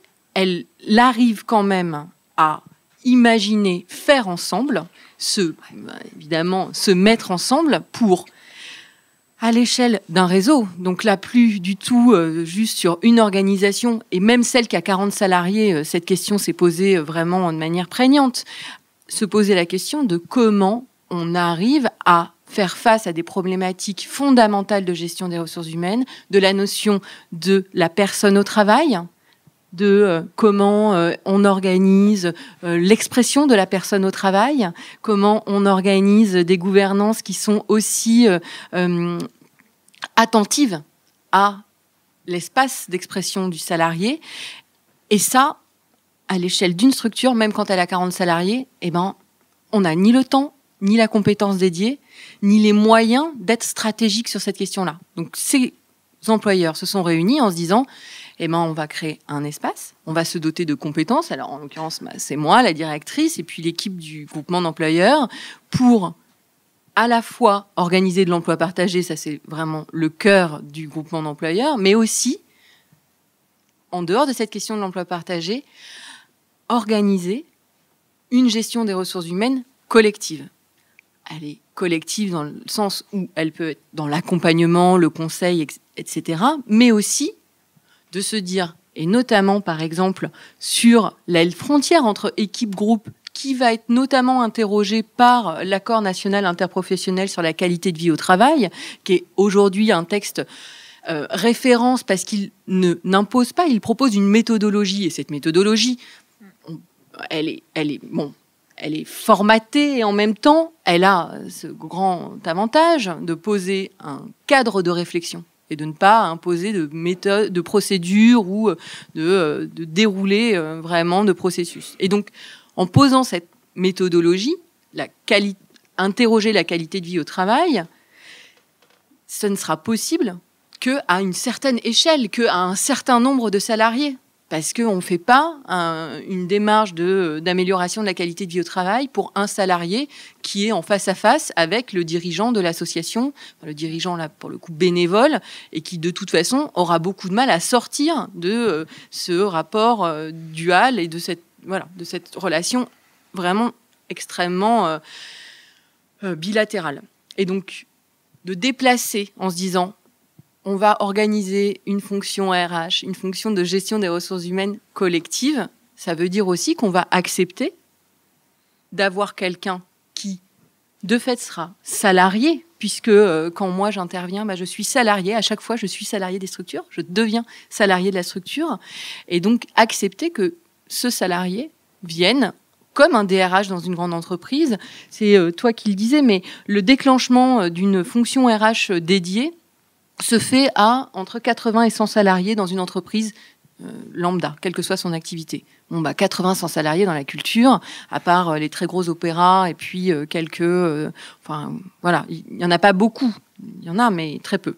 Donc, même cette structure dont je vous parlais, qui a 40 salariés, même elle ne déclenche pas une fonction RH dédiée. Mais du coup, elle manque de cette compétence. Et en même temps, le fait qu'elle ait déjà cette assise en nombre de salariés, et donc qu'il se pose en interne des questions par effet de seuil, par effet de nombre, qui vont se poser très différemment dans des plus petites équipes ou pas, va nous permettre d'aborder des sujets qu'on aurait du mal à aborder juste dans des équipes de 2-3 avec une relation hyper proche, hyper affective entre l'équipe de dirigeants et les bénévoles dirigeants et les salariés. Après, pour l'instant, c'est loin d'être un monde idéal, pour le coup. C'est-à-dire que tous les jours, on est aussi dans une... dans une construction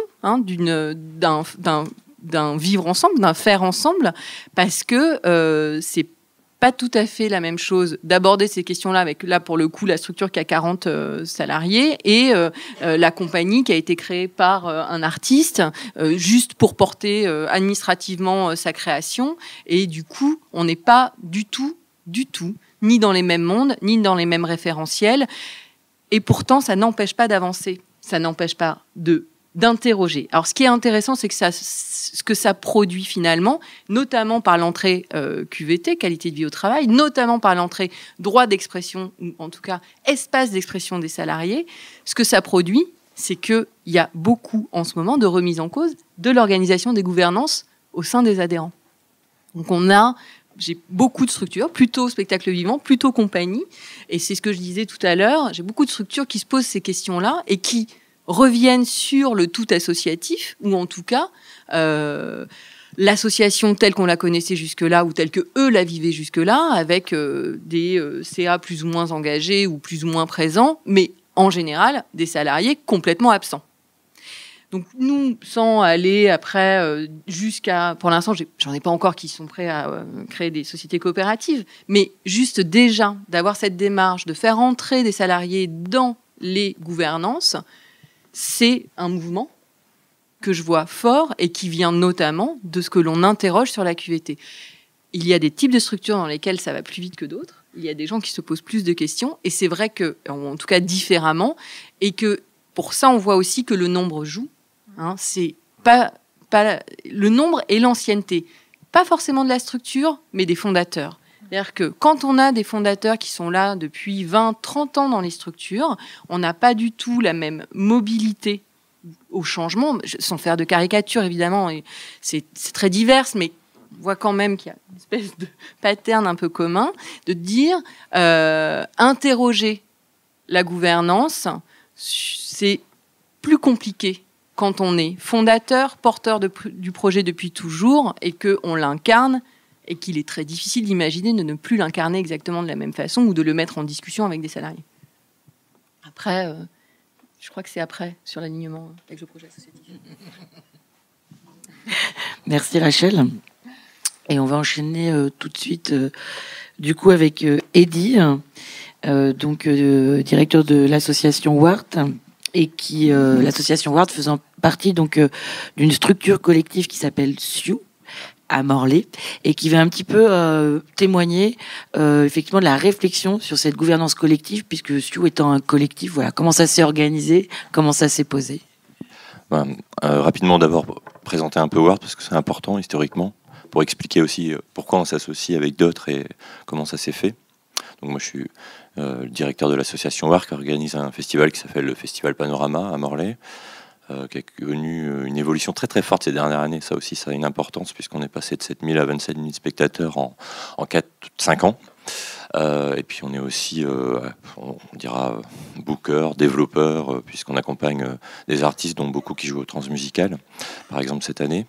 Et puis on a un vrai projet ancré sur le territoire du Pays de Morlaix, puisqu'on est les membres fondateurs dont on parlait, tous originaires de ce territoire-là.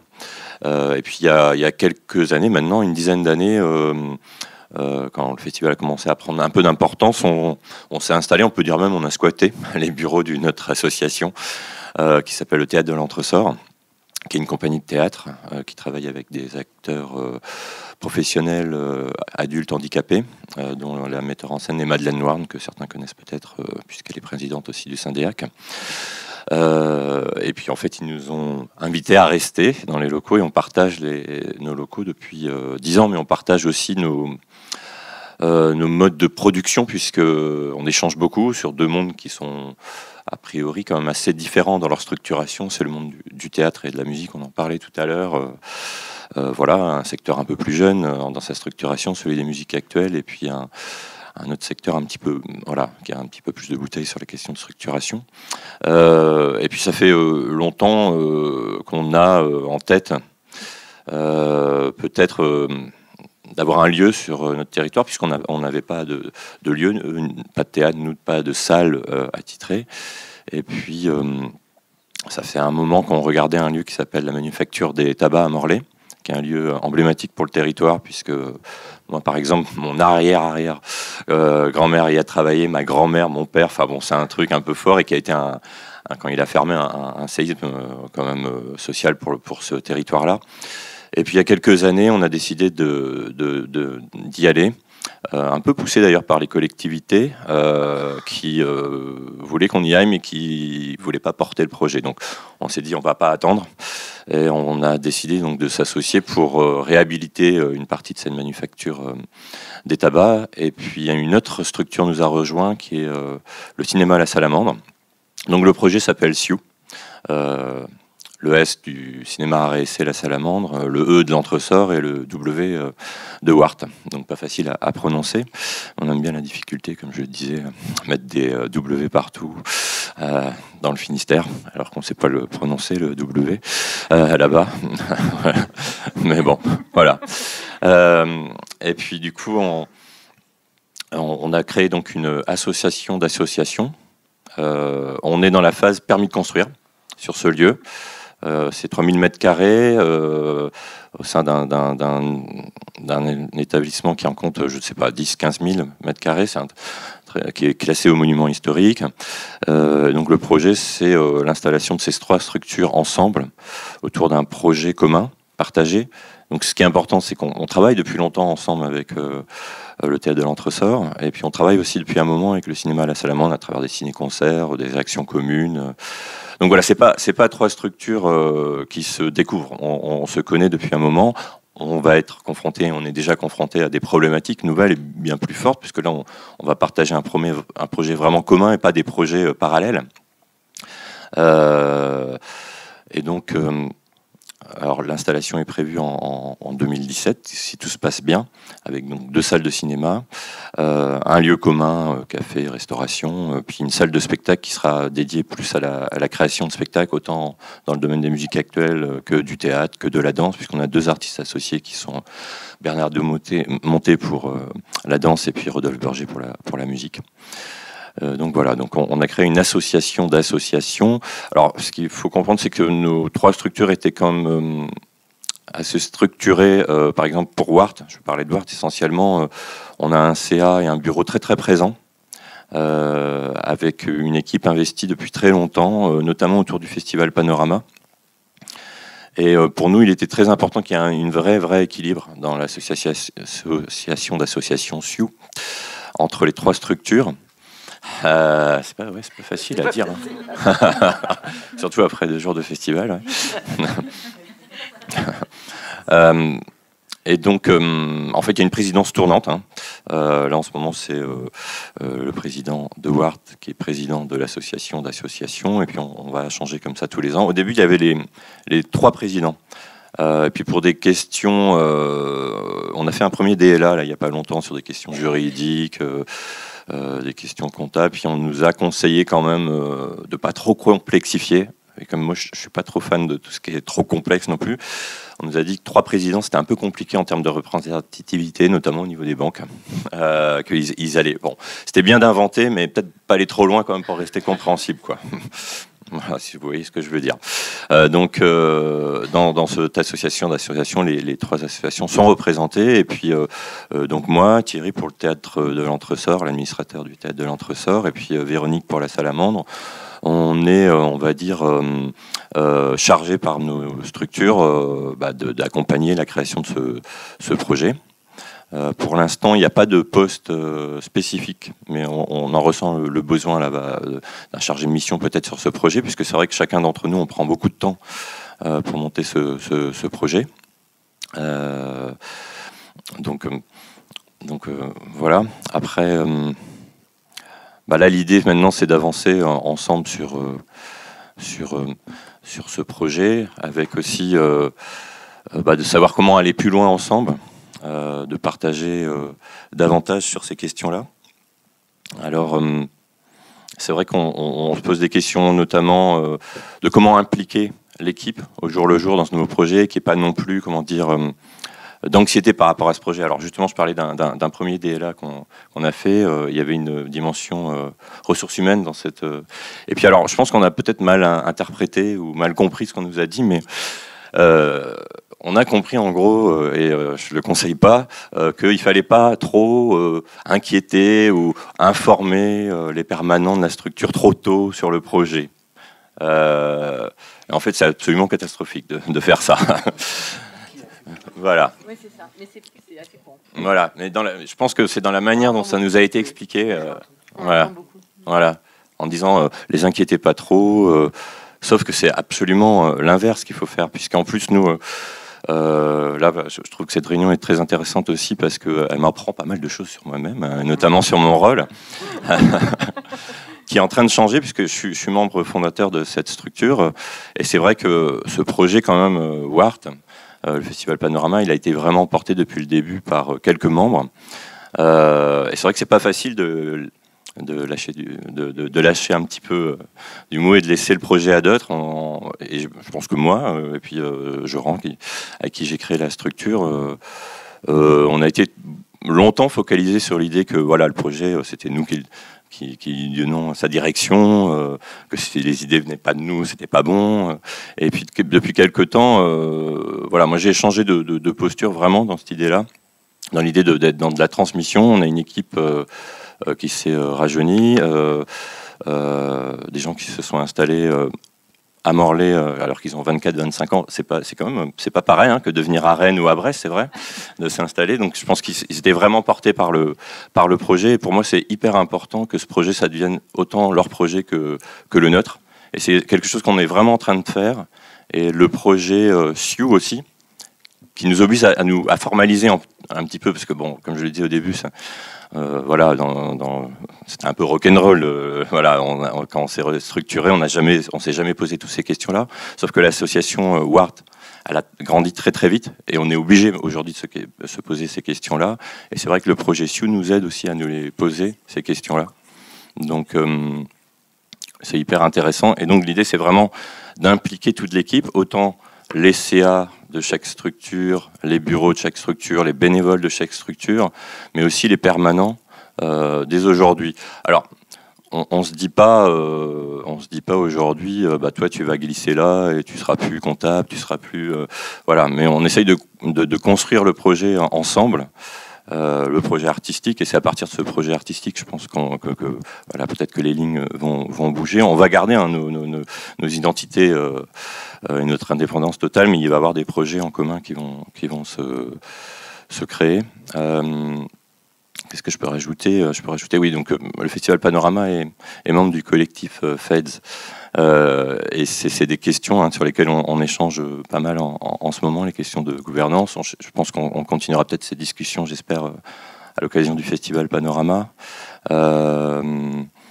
Et c'est vrai qu'il y a une question que je me pose en ce moment, justement, par rapport à cette équipe qui a grandi, avec aussi des gens qui sont venus s'installer autour de ce projet-là.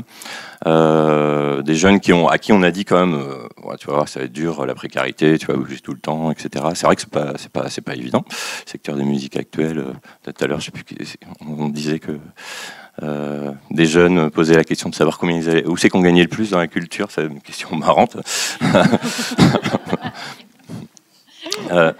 Non, mais c'est vrai que du coup l'idée c'est vraiment de les impliquer dans le projet, parce que aussi on leur a souvent dit qu'ils allaient être précaires. Voilà. Par contre, je trouve qu'il y a une autre qualité aujourd'hui qu'on peut apporter, c'est de leur dire, par contre, vous allez être vraiment impliqués dans un projet et ça va être votre projet. Donc on va le construire ensemble. Parce que je pense que aussi les modes de communication ont changé et que voilà, je ne sais pas quoi rajouter, mais en gros voilà, c'est très. Merci, merci. De la même manière, est-ce que certains veulent réagir à ce témoignage ? Est-ce que certains veulent partager des expériences de gouvernance collective ou de projets collectifs ?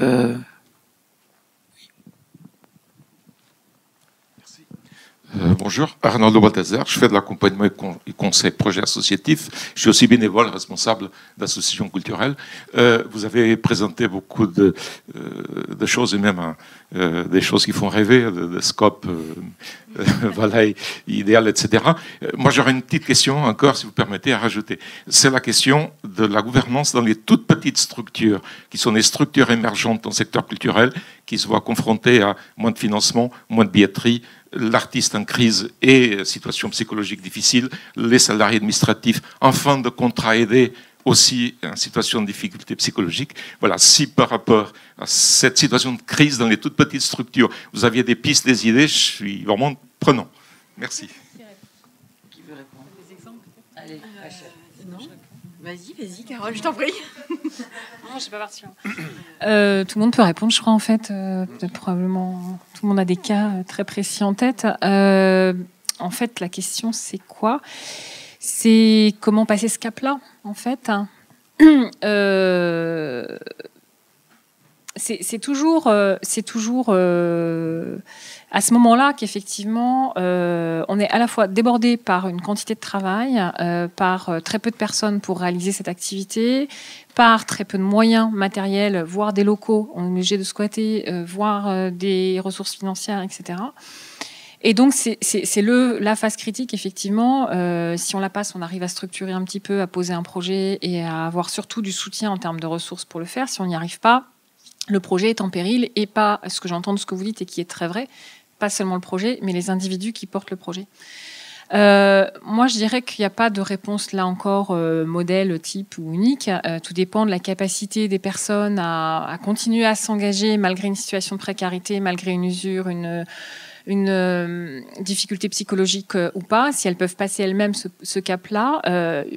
Moi, il m'est arrivé de préconiser à certains de stopper. Enfin, je veux dire, à un moment donné, quand on est en danger physiquement, psychiquement, quel est le poids du projet par rapport à une dimension, par rapport à un individu. Mais ça relève d'une décision personnelle. Donc, j'ai surtout pas, en la matière, de réponse type à faire. C'est vraiment de la responsabilité de la personne, de son bureau et de son CA.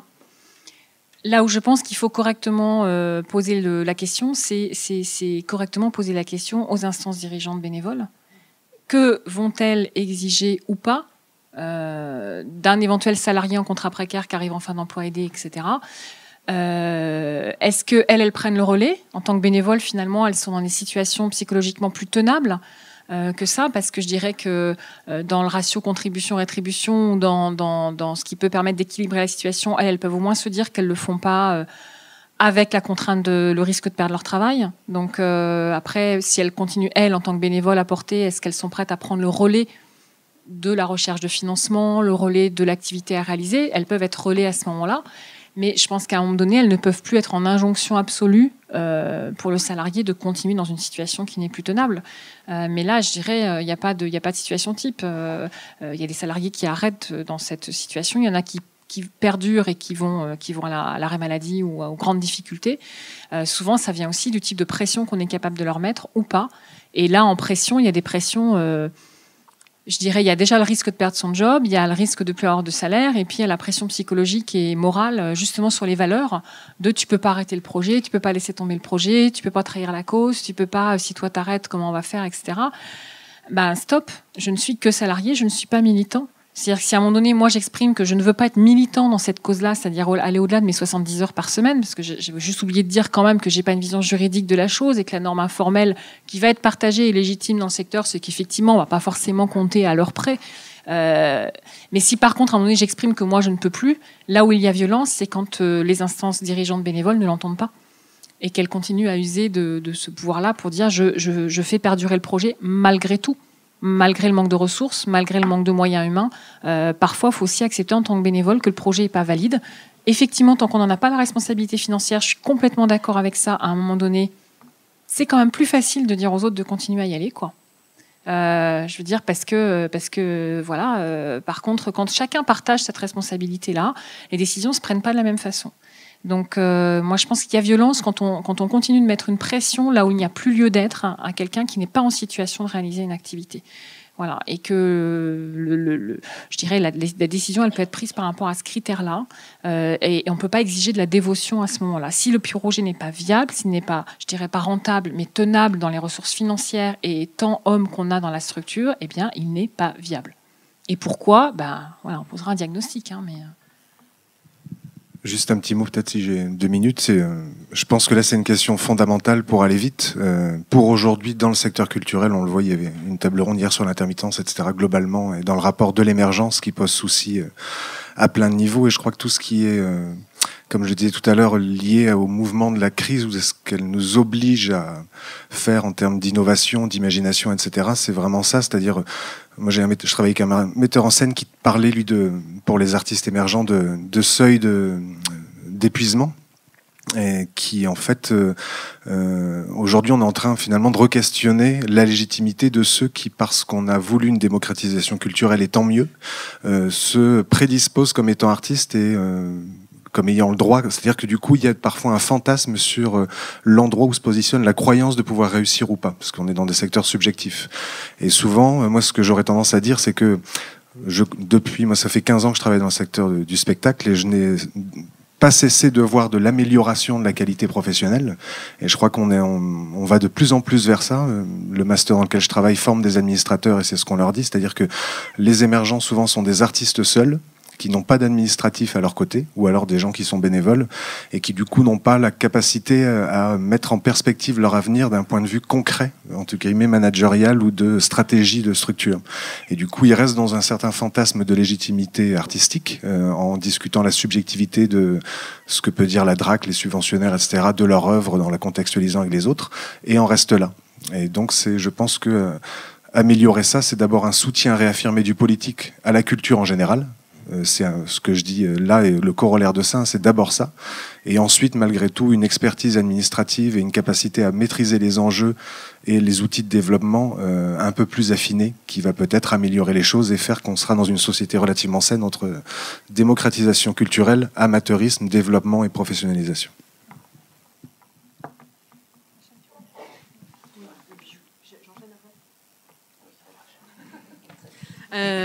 Oui, mais ça pose la question de la responsabilité, en effet. C'est-à-dire que un artiste qui crée son association et que cette association, elle ne tient pas parce que ses projets ne tiennent pas, et donc ne tiennent pas économiquement et ne le font pas vivre, ça pose juste la question de l'entreprise qu'il y a derrière, l'entreprise au sens d'entreprendre, hein, et de juste son équilibre, son objectif, sa légitimité à s'imposer à d'autres quand ils sont salariés et à du coup s'imposer aussi parfois à une gouvernance, parce qu'on a aussi des artistes qui, étant intermittents, ne sont pas dans la gouvernance bénévole, mais sont quand même ceux qui, derrière, essayent de faire tenir coûte que coûte les associations, parfois dans des situations dramatiques.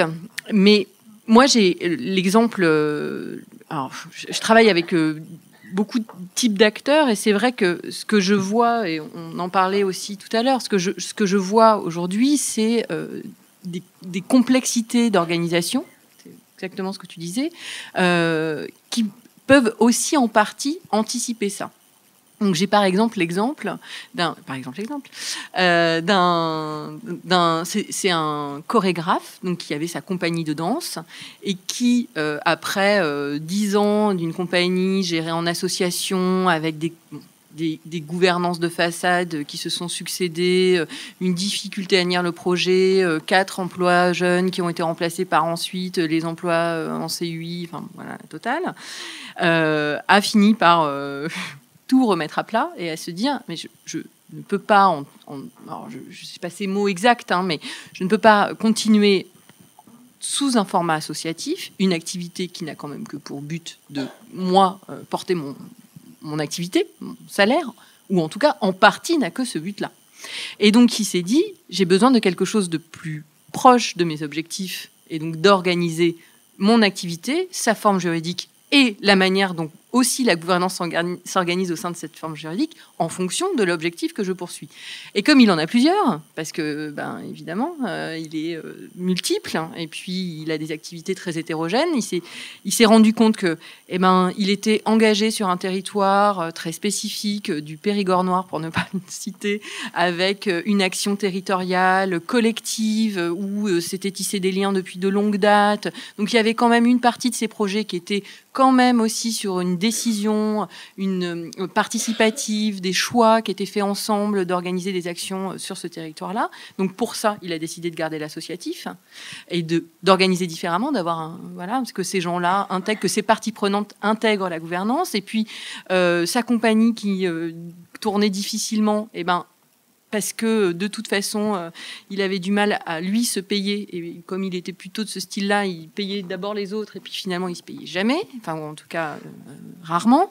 Et donc, il a créé une entreprise individuelle pour juste porter son activité d'artiste, qu'il a intégrée au sein d'une société. Donc, il est en plus gérant associé d'une société pour pouvoir aussi parce que c'est une donnée aujourd'hui de son environnement à lui, répondre à des commandes notamment, ou des appels à projets qui sont soit publics, soit privés, mais des commandes sur, voilà, je sais pas, il avait une commande d'un projet auprès de la préfecture, de la sous-préfecture de Dordogne, et qu'il a fait, je sais plus, 60 représentations sur un aspect de sensibilisation, et que ça, il l'a vendu.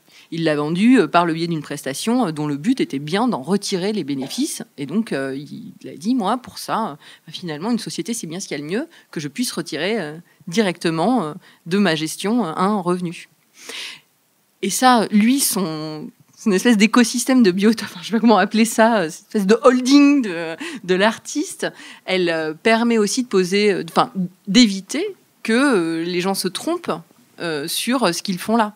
Dans l'associatif, les salariés savent bien que c'est associatif. Si cette action territoriale, elle finit par ne plus être rentable, eh ben, ils l'arrêteront, mais comme ils en sont tous décisionnaires, ils seront tous au courant au même moment et prendront la décision ensemble.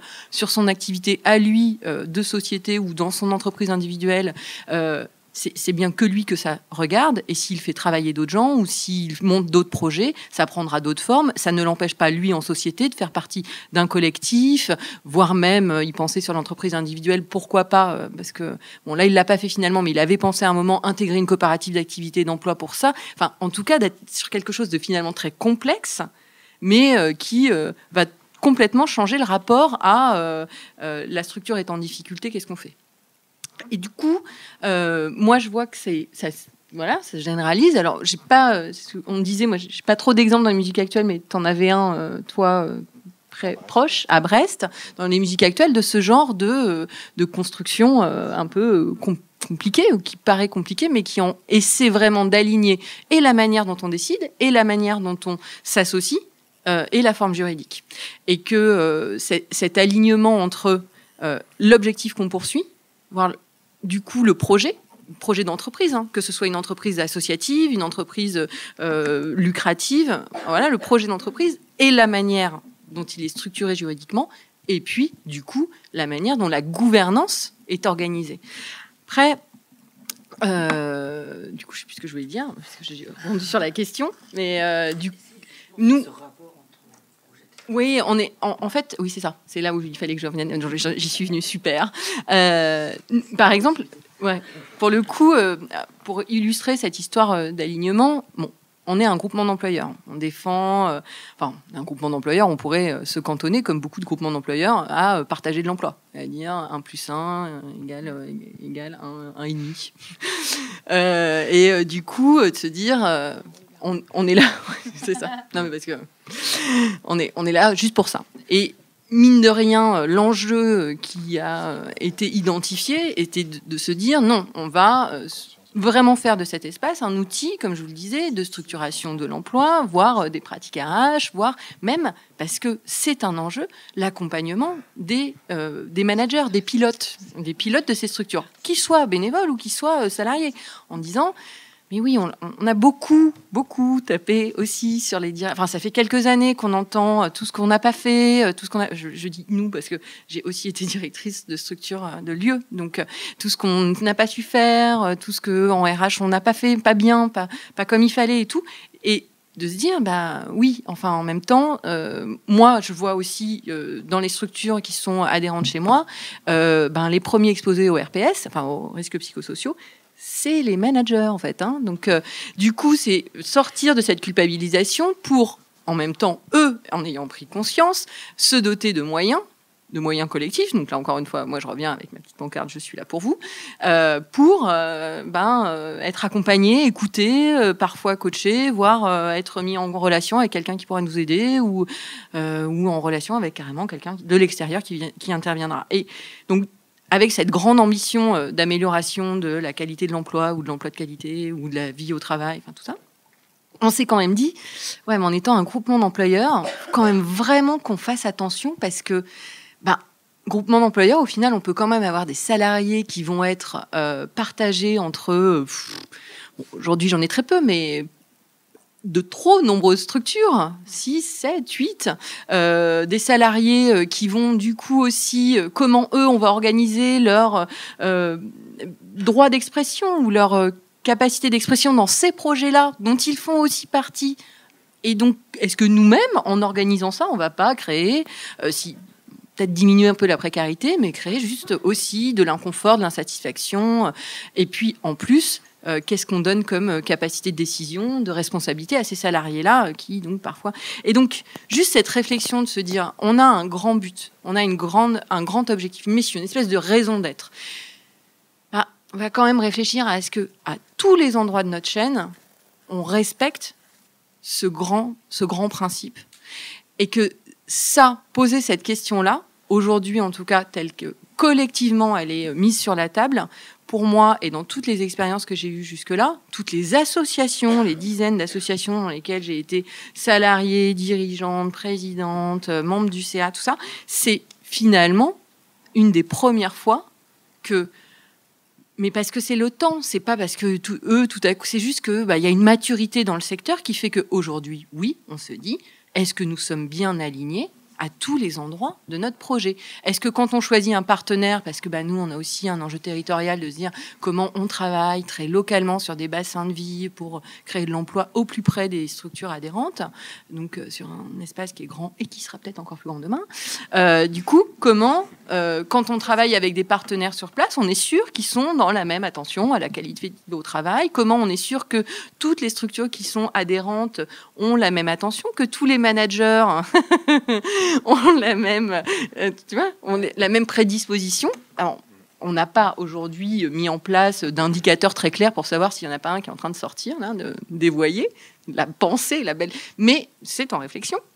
Après, et ouais, parce qu'on n'a pas peur d'être vraiment, en plus, d'aller taper sur les gens. Non, c'est en réflexion, exactement, parce qu'on régule. Mais ce qui est intéressant, et j'ai une de mes salariés qui est là, donc je suis assez contente de pouvoir citer un de ses employeurs, qu'elle reconnaîtra tout de suite, je suis sûre. À la dernière assemblée générale du groupement, poser la question de comment collectivement faire face. Alors, il y avait plusieurs sujets. Je sais plus, ça devait être la formation et puis peut-être la pénibilité. De comment on met en œuvre une démarche pour passer des accords de pénibilité et puis donc qu'est-ce que va être la réforme de la formation que ça va donner sur les parcours des salariés et tout. Et puis, il y en a un tout à coup qui dit c'est des problèmes de riches, ça. Et finalement, ce qui va donc complètement à l'inverse de tout ce que je viens de vous dire et tout ça pour dire que ce n'est pas dénué de désaccords, mais la régulation à ce moment-là, très précis quand il dit ça, elle se fait de toutes petites structures qui n'ont absolument pas les moyens de se poser ces questions-là, parce que de toute façon, soit elles ont très peu de salariés, soit finalement, elles n'ont pas du tout la compétence de même savoir qu'il y a une réforme de la formation, et qui, elles, disent, voire même de certains salariés qui ont pris la parole en disant, si toi tu penses ça, enfin, elles l'ont pas dit comme ça, mais si toi tu penses ça, attends, en fait. Parce que nous, c'est pas ce qu'on pense et c'est pas pour ça qu'on est là. Pas tout à fait exprimé comme ça, mais ça revenait vraiment à ça. Je crois que je le résume assez bien. Donc, dire que la régulation, elle va peut-être venir de choses qu'on va imposer, mais elle vient aussi du groupe, là, pour le coup, de ce groupement d'employeurs, et donc de ces autres employeurs, de ces salariés aussi, qui disent, nous, pour nous, c'est important. Et oui, peut-être que tout ce que l'on va mener, toutes les démarches que l'on va mettre en œuvre, elles vont aller dans ce sens-là, au plus petit du maillon, à savoir si est-ce que notre fournisseur de café, il a lui aussi dans son entreprise une démarche RSO, par exemple. Bon, bref, ça après, tous les gens qui s'intéressent à la question de la RSO sont aussi dans cette disposition-là, d'aller jusque dans les parties prenantes, savoir aussi quelles sont les politiques à l'intérieur des structures de partenariat. Partenaires, mais voilà, on se le dit et on y va. Ça a été réaffirmé dernièrement très fort au sein du groupement. Et puis, il y a aussi, et là je vais finir avec ça, moi une nouvelle, j'en parlais tout à l'heure, quelque chose d'assez nouveau aussi dans les derniers adhérents, ceux qui arrivent vraiment là en ce moment, parce que en plus j'ai quasiment tous les jours des demandes d'adhésion, donc c'est exponentiel. Et du coup, j'ai des formes où je vois, alors c'est souvent quand même sous le statut juridique de l'association, mais qui est un outil. Cette forme, elle est un outil, comme toute organisation est un outil. Et donc, on peut en faire ce qu'on en veut, on peut en faire quelque chose de très fermé, quelque chose de très ouvert, quelque chose de très participatif, quelque chose au contraire de très autocratique, bref. Et j'ai juste, là, en ce moment, des structures qui ont d'ores et déjà, dans leur manière de s'organiser, d'écrire leur statut, de fonctionner, prévu un changement continu. Elles se sont constituées en prévoyant tout de suite que la gouvernance sera géométrie variable, elle sera d'une temporalité variable. Alors, et puis parfois avec ces histoires, tu parlais de présidence tournante et tout. Enfin, vous êtes aussi, vous êtes aussi là-dedans et toi clairement avec les gens qui rentrent et qui deviennent actionnaires. Mais mine de rien, même au-delà de ce que peut permettre une société coopérative, je vois vraiment des gens qui sont déjà à se dire demain, on sait que ça ne fonctionnera pas comme ça et on verra bien comment ça fonctionnera demain. En tout cas, notre statut, notre manière de fonctionner prévoit qu'il sera possible tout de suite de changer. Et ça, pour moi, pour le coup, c'est vraiment d'avoir déjà prévu le changement, au moment où on se crée, c'est aussi assez nouveau. Le changement qui est aussi du coup d'organisation juridique et tout. Cette flexibilité-là, elle est... Par rapport à... s'il marche, ouais. Par rapport à ça, justement, je trouve qu'il y a un travail de médiation à faire là-dessus aussi, sur des structures à géométrie variable et un projet qui bouge. C'est quelque chose que les élus ne comprennent pas encore très bien. Et je trouve qu'il y a un vrai travail à faire là-dessus, parce qu'ils sont un petit peu perdus avec ça, avec l'idée que, votre structure demain, ça ne sera plus le même projet, elle va évoluer. Voilà. C'est vrai, et en même temps, moi, les élus avec lesquels je travaille et qui comprennent le mieux, c'est finalement pas trop ceux qui sont très proches de la question de la culture, mais plutôt ceux qui sont sur développement éco, ESS, qui eux, finalement, sont... Enfin, pas tous, ça se saurait, mais bon, en tout cas, moi, j'ai trouvé des oreilles plus qu'attentives, et puis surtout de la compréhension dans ces espaces-là. Merci Rachel. Alors on va enchaîner avec un témoignage d'Ophélie, donc qui travaille dans l'association Le Jazz et la Java, qui est basée à Fougères. Et du coup, on va parler, effectivement, on a parlé de régulation, de légitimité, donc effectivement d'adéquation entre le projet et le mode choisi. Et puis il y a derrière tout ça aussi la question, à mon avis, de la transmission. Et vous avez travaillé sur cette question-là justement au sein de votre gouvernance. Oui, alors nous, on est en plein dans cette question de la gouvernance. On va dire que si je reprends ce que vient de dire Rachel, on sait que sans doute on fonctionnera pas comme on fonctionne actuellement. Alors donc je fais une très rapide présentation de l'association. Je vais un peu vous expliquer là où on en est aujourd'hui et puis peut-être comment on est arrivé, parce que la question de la gouvernance, elle s'est pas posé tout de suite, et ça a été un peu des marches qu'on a montées progressivement sur l'escalier de la gouvernance. Donc l'association de Jazz et la Java, elle a 17 ans. C'est une association qui travaille au niveau des musiques actuelles, et en fait on est un peu une structure particulière parce que la majorité de notre activité se déroule au sein du café-concert Le Coquelicot, qui lui existe depuis 35 ans. Voilà, et on parlait tout à l'heure de membres fondateurs, de la difficulté, de cette question de légitimité qui est pas simple quand on a des personnes assez charismatiques qui ont porté un projet depuis très longtemps. Alors nous, ça a été une question assez compliquée parce que le patron du bar, administrateur, fondateur de l'association, était cette personne-là, qui portait le projet. Et donc actuellement, je vais faire le point sur actuellement. Je suis pas très habituée à ce genre d'exercice, donc peut-être que ça va aller dans tous les sens. Veuillez m'en excuser par avance. Donc actuellement, on est dans une phase, alors je reprends les termes de Carole, c'est la phase de dispersion, c'est ça ? Donc on est dedans. On se pose la question de nos statuts, de nos fonctionnements. Et de comment arriver on a un projet là de transmission, c'est-à-dire que le patron du Coquelicot part à la retraite et on a un volet culturel et à côté il y a l'activité commerciale du bar, et le projet c'est de tout reprendre, le bar en gestion associative ou pas. Alors là vous allez voir, il y a plein de points d'interrogation, c'est ce qui est intéressant. Et par rapport à ce projet de transmission, on a réussi à être vraiment dans une dynamique collective et coopérative sur cette question, et à engager et impliquer de nouveaux bénévoles sur ce projet de transmission. Mais pour en arriver là, ça a été un long travail, parce qu'au tout départ, moi je suis présidente depuis 3 ans, et c'était un peu un fonctionnement associatif avec un CA et un bureau un peu fantôme, et des prises de décision informelles. On dit on décide ça, on l'a dit vite fait dans le bureau, et on va aller vers là, mais ah bon, bah moi j'étais pas au courant, comment ça se fait? Donc ça créait des tensions, autant dire c'était compliqué. Et puis, ça posait vraiment des questions par rapport aux valeurs que l'association portait, qui étaient, quand on allait dans des rencontres, on disait, voilà, nous, notre fonctionnement, c'est vraiment un fonctionnement démocratique, collégial, et puis, sur le terrain, ça l'était pas complètement. Des difficultés pour le bureau aussi de se rendre bien compte de son rôle. Et pour le CA aussi, de son rôle décisionnel. C'est pas toujours évident quand on rentre dans une association. On est, le groupe, on était un groupe, voilà, à se retrouver autour de valeurs communes. Et puis, il faut se rendre compte que on a un rôle aussi vis-à-vis. On avait à l'époque un salarié en CAE, donc on a un rôle d'employeur. Alors quand on arrive comme ça, au début, c'est ah oui, tout d'un coup, je suis aussi employeur. Bon. Faut prendre conscience de ses responsabilités. Donc voilà, je fais vite parce que après, si je vous dis toutes les questions qu'on avait, vous allez dire oh là là, c'est compliqué chez eux. On a fait un diagnostic local d'accompagnement avec Dominique Orvoine, et il y avait deux questions, cette question de la gouvernance et la question de la pérennisation des postes.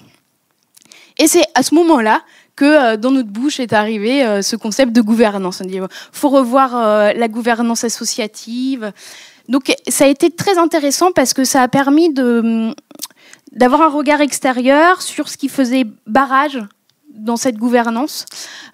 Pourquoi à un moment le collectif ne marchait pas, et en se rendant en se rendant vraiment compte du positionnement de chacun, de ce qui jouait dans l'histoire du lieu, dans l'histoire de cette personne qui tout d'un coup porte un projet personnel, une association qui se greffe dessus.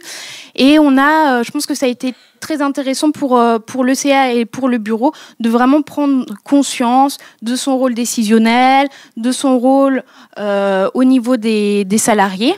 Et ce qui a aussi beaucoup évolué sur cette question de la gouvernance, c'est un nouveau poste a été créé. Donc on est passé d'un CAE à un CAE qui donc s'occupe de toute la gestion paye, gestion sociale, et un emploi aidé par la région à 35 heures. Donc tout d'un coup, le rôle, les fonctions RH, elles deviennent... elles sont décuplées. Et puis, s'est posé la question aussi du fonctionnement dans une équipe mixte. Parce que, comme le disait Carole, on se retrouve avec 2 salariés, plus des bénévoles. Alors nous, on va dire qu'on a à peu près un groupe très actif de 30 personnes. Et puis après, on a 220 adhérents. Et donc, avec des échelons d'engagement bénévole différents. On n'est pas sur la même temporalité, on n'est parfois pas non plus sur les mêmes engagements. Et donc là, c'est pas évident de se structurer par rapport à tous ces mondes, c'est ça que vous disiez, Carole?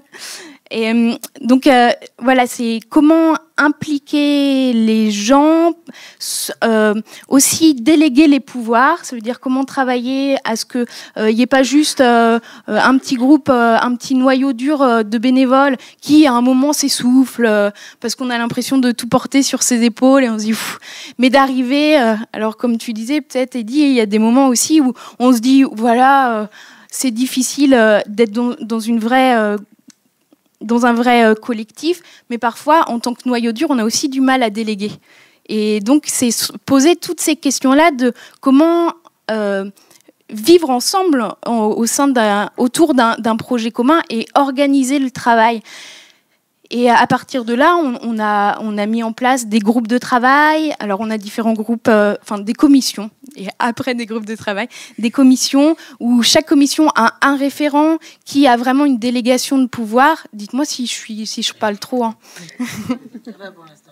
Qui a donc une délégation de pouvoir, c'est-à-dire que voilà, la commission communication travaille, on a défini collectivement les grandes lignes et après elles ont un champ d'action au niveau de la mise en œuvre de cette question, communication, programmation. Et là où on a été un petit peu plus loin encore dans la dynamique collective, c'est sur cette question d'avenir associatif et de transmission. Parce que tout d'un coup, il y a eu un état d'urgence en fait de le départ à la retraite et ça a permis de fédérer vraiment les gens en se disant ce lieu il est important, l'action et les valeurs portées par l'association elles font sens pour nous et on a envie que ça perdure, on a envie de réaffirmer l'importance culturelle du projet et donc on a dans cette commission avenir associative il y a beaucoup d'adhérents sont venus pour travailler, donc en dehors des membres du CA. Et on a mis en place des groupes de travail et on a utilisé, parce qu'on avait la chance d'avoir un adhérent qui était assez au fait des techniques participatives et inclusives. Donc voilà tout. Non mais c'est intéressant parce qu'on dit toujours faut faire du participatif, on va faire du participatif, on va faire du collectif, du collégial. Mais en fait c'est pas si évident de le mettre en place. Et pour ça il faut vraiment avoir les outils. Donc là voilà, je remercie, il est pas là, mais c'est Nicolas qui nous a aidés pour mettre en place cette démarche. Et donc, qu'est-ce que je voulais dire? Donc, on en est là. On est en train de réfléchir à peut-être un changement de statut aussi, par rapport à cette question de la transmission. Mais là, je ne peux pas vous en dire plus parce que c'est pour l'année 2015. Donc peut-être, Émilie, la prochaine table ronde. Non. Vous voyez, je prends plaisir, ça y est. Et puis, je pense que ce qu'on a appris là dans cette période de transmission, c'est aussi... Ah, j'ai oublié de dire quelque chose parce que tout à l'heure, vous parliez du projet culturel. Et ce qui a beaucoup aussi fait changer les choses, c'est qu'on a écrit notre projet culturel juste avant le DLA. Et ça, vraiment, on a vu déjà, on a monté une marche. Mais ce qu'on voit, ce qui manque actuellement, c'est que notre projet culturel, on ne parle pas du tout de gouvernance. Et on s'est dit peut-être que pour l'année 2015, ce qui pourrait être intéressant, c'est de façon vraiment collective, avec les adhérents, de poser les socles de la gouvernance.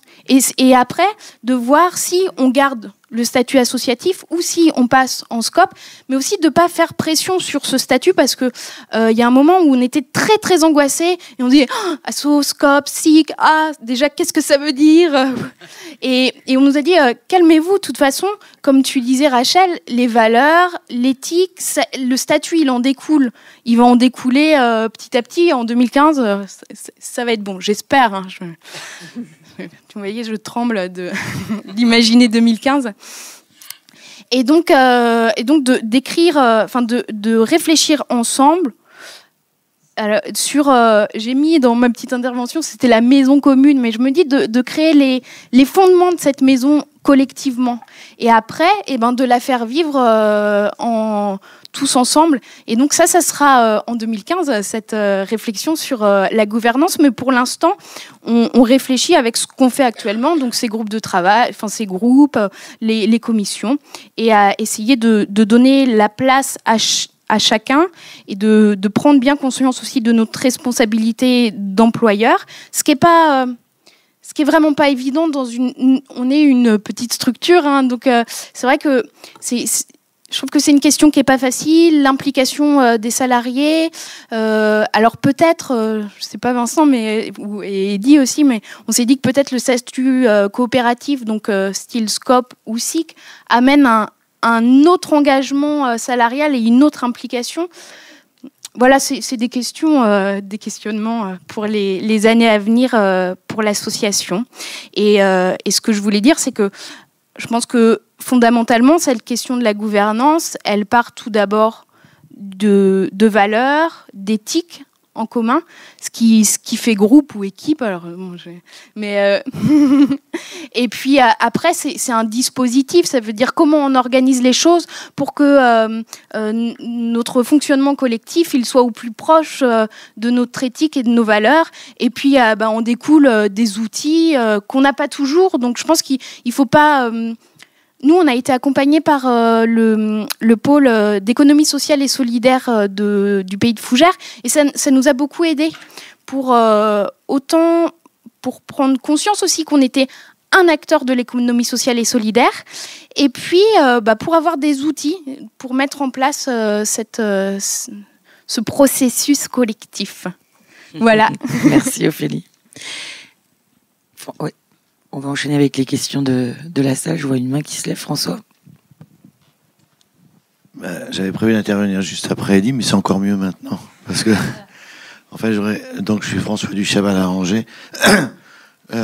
Nous, on est dans ces questions-là depuis 2-3 ans. Et on a utilisé un outil qui s'appelle Agenda 21 et qui nous a donné un cadre. Effectivement, depuis quelque temps, on parle des RSO. L'Agenda 21 en est un autre qui nous a permis d'interroger les différentes questions que, Eddy, tu as soulevées, à savoir comment on transmet, comment on dépersonnalise un projet qui est porté par les membres fondateurs, comment on fait équipe autour d'un renouvellement de projet, donc comment on franchit une étape, comment on se dit après, puisqu'on a 20 ans cette année, comment on fait pour ne pas reproduire ce qu'on a fait, comment on invente la suite. Et là, l'outil Agenda 21 permet, et on est en plein dedans, de mettre en débat, aussi bien en interne qu'en externe, à travers des ateliers thématiques, tous les sujets qu'on veut. Après, ça ne veut pas dire que tous les ateliers sont pleins, que tout le monde s'implique dans tout, mais au moins la possibilité offerte aux gens de participer. Et le fait d'ouvrir les débats, et dans la description même des ateliers, enfin, notre petit Agenda 21, c'est le Chabala qui est le projet pour demain. On ne peut pas faire plus large. C'est vraiment... alors évidemment au début c'est sur les 4 entrées de l'Agenda 21, les développements durables, pardon, et pas évidemment que l'environnemental, mais on met tout ce qu'on veut dedans. Et à partir de là qu'on a ce cadre posé, ça débloque psychologiquement les uns et les autres, surtout quand dans les intitulés d'ateliers, un peu comme aujourd'hui, à la limite on prévoit déjà toutes les critiques, en posant toutes les questions les plus chiantes à répondre quand on est justement membre fondateur et que on vous dit mais pourquoi ceci, pourquoi cela, etc. Ce cadre-là, je dis pas que ça répond à tout, que c'est la solution miracle, mais en tout cas, elle nous a donné une légitimité à réinterroger. Et au bout du compte, parce que là, en plus, on est en année de DSP. Vous voyez, on cumulait tout, nous. On rend une offre de DSP pour les 5 ans à venir. Ça donne du poids à ce qui est proposé, ce qui est débattu, pas forcément dans les ateliers, d'ailleurs plus souvent au bar que dans l'atelier, mais ça ouvre les sujets.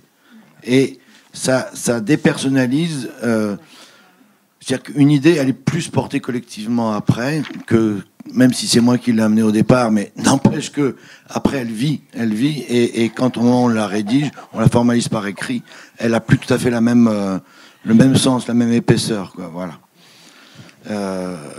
Bon, je m'arrête là. Merci. Est-ce qu'il y a d'autres réflexions, d'autres personnes qui ont envie d'intervenir? Non.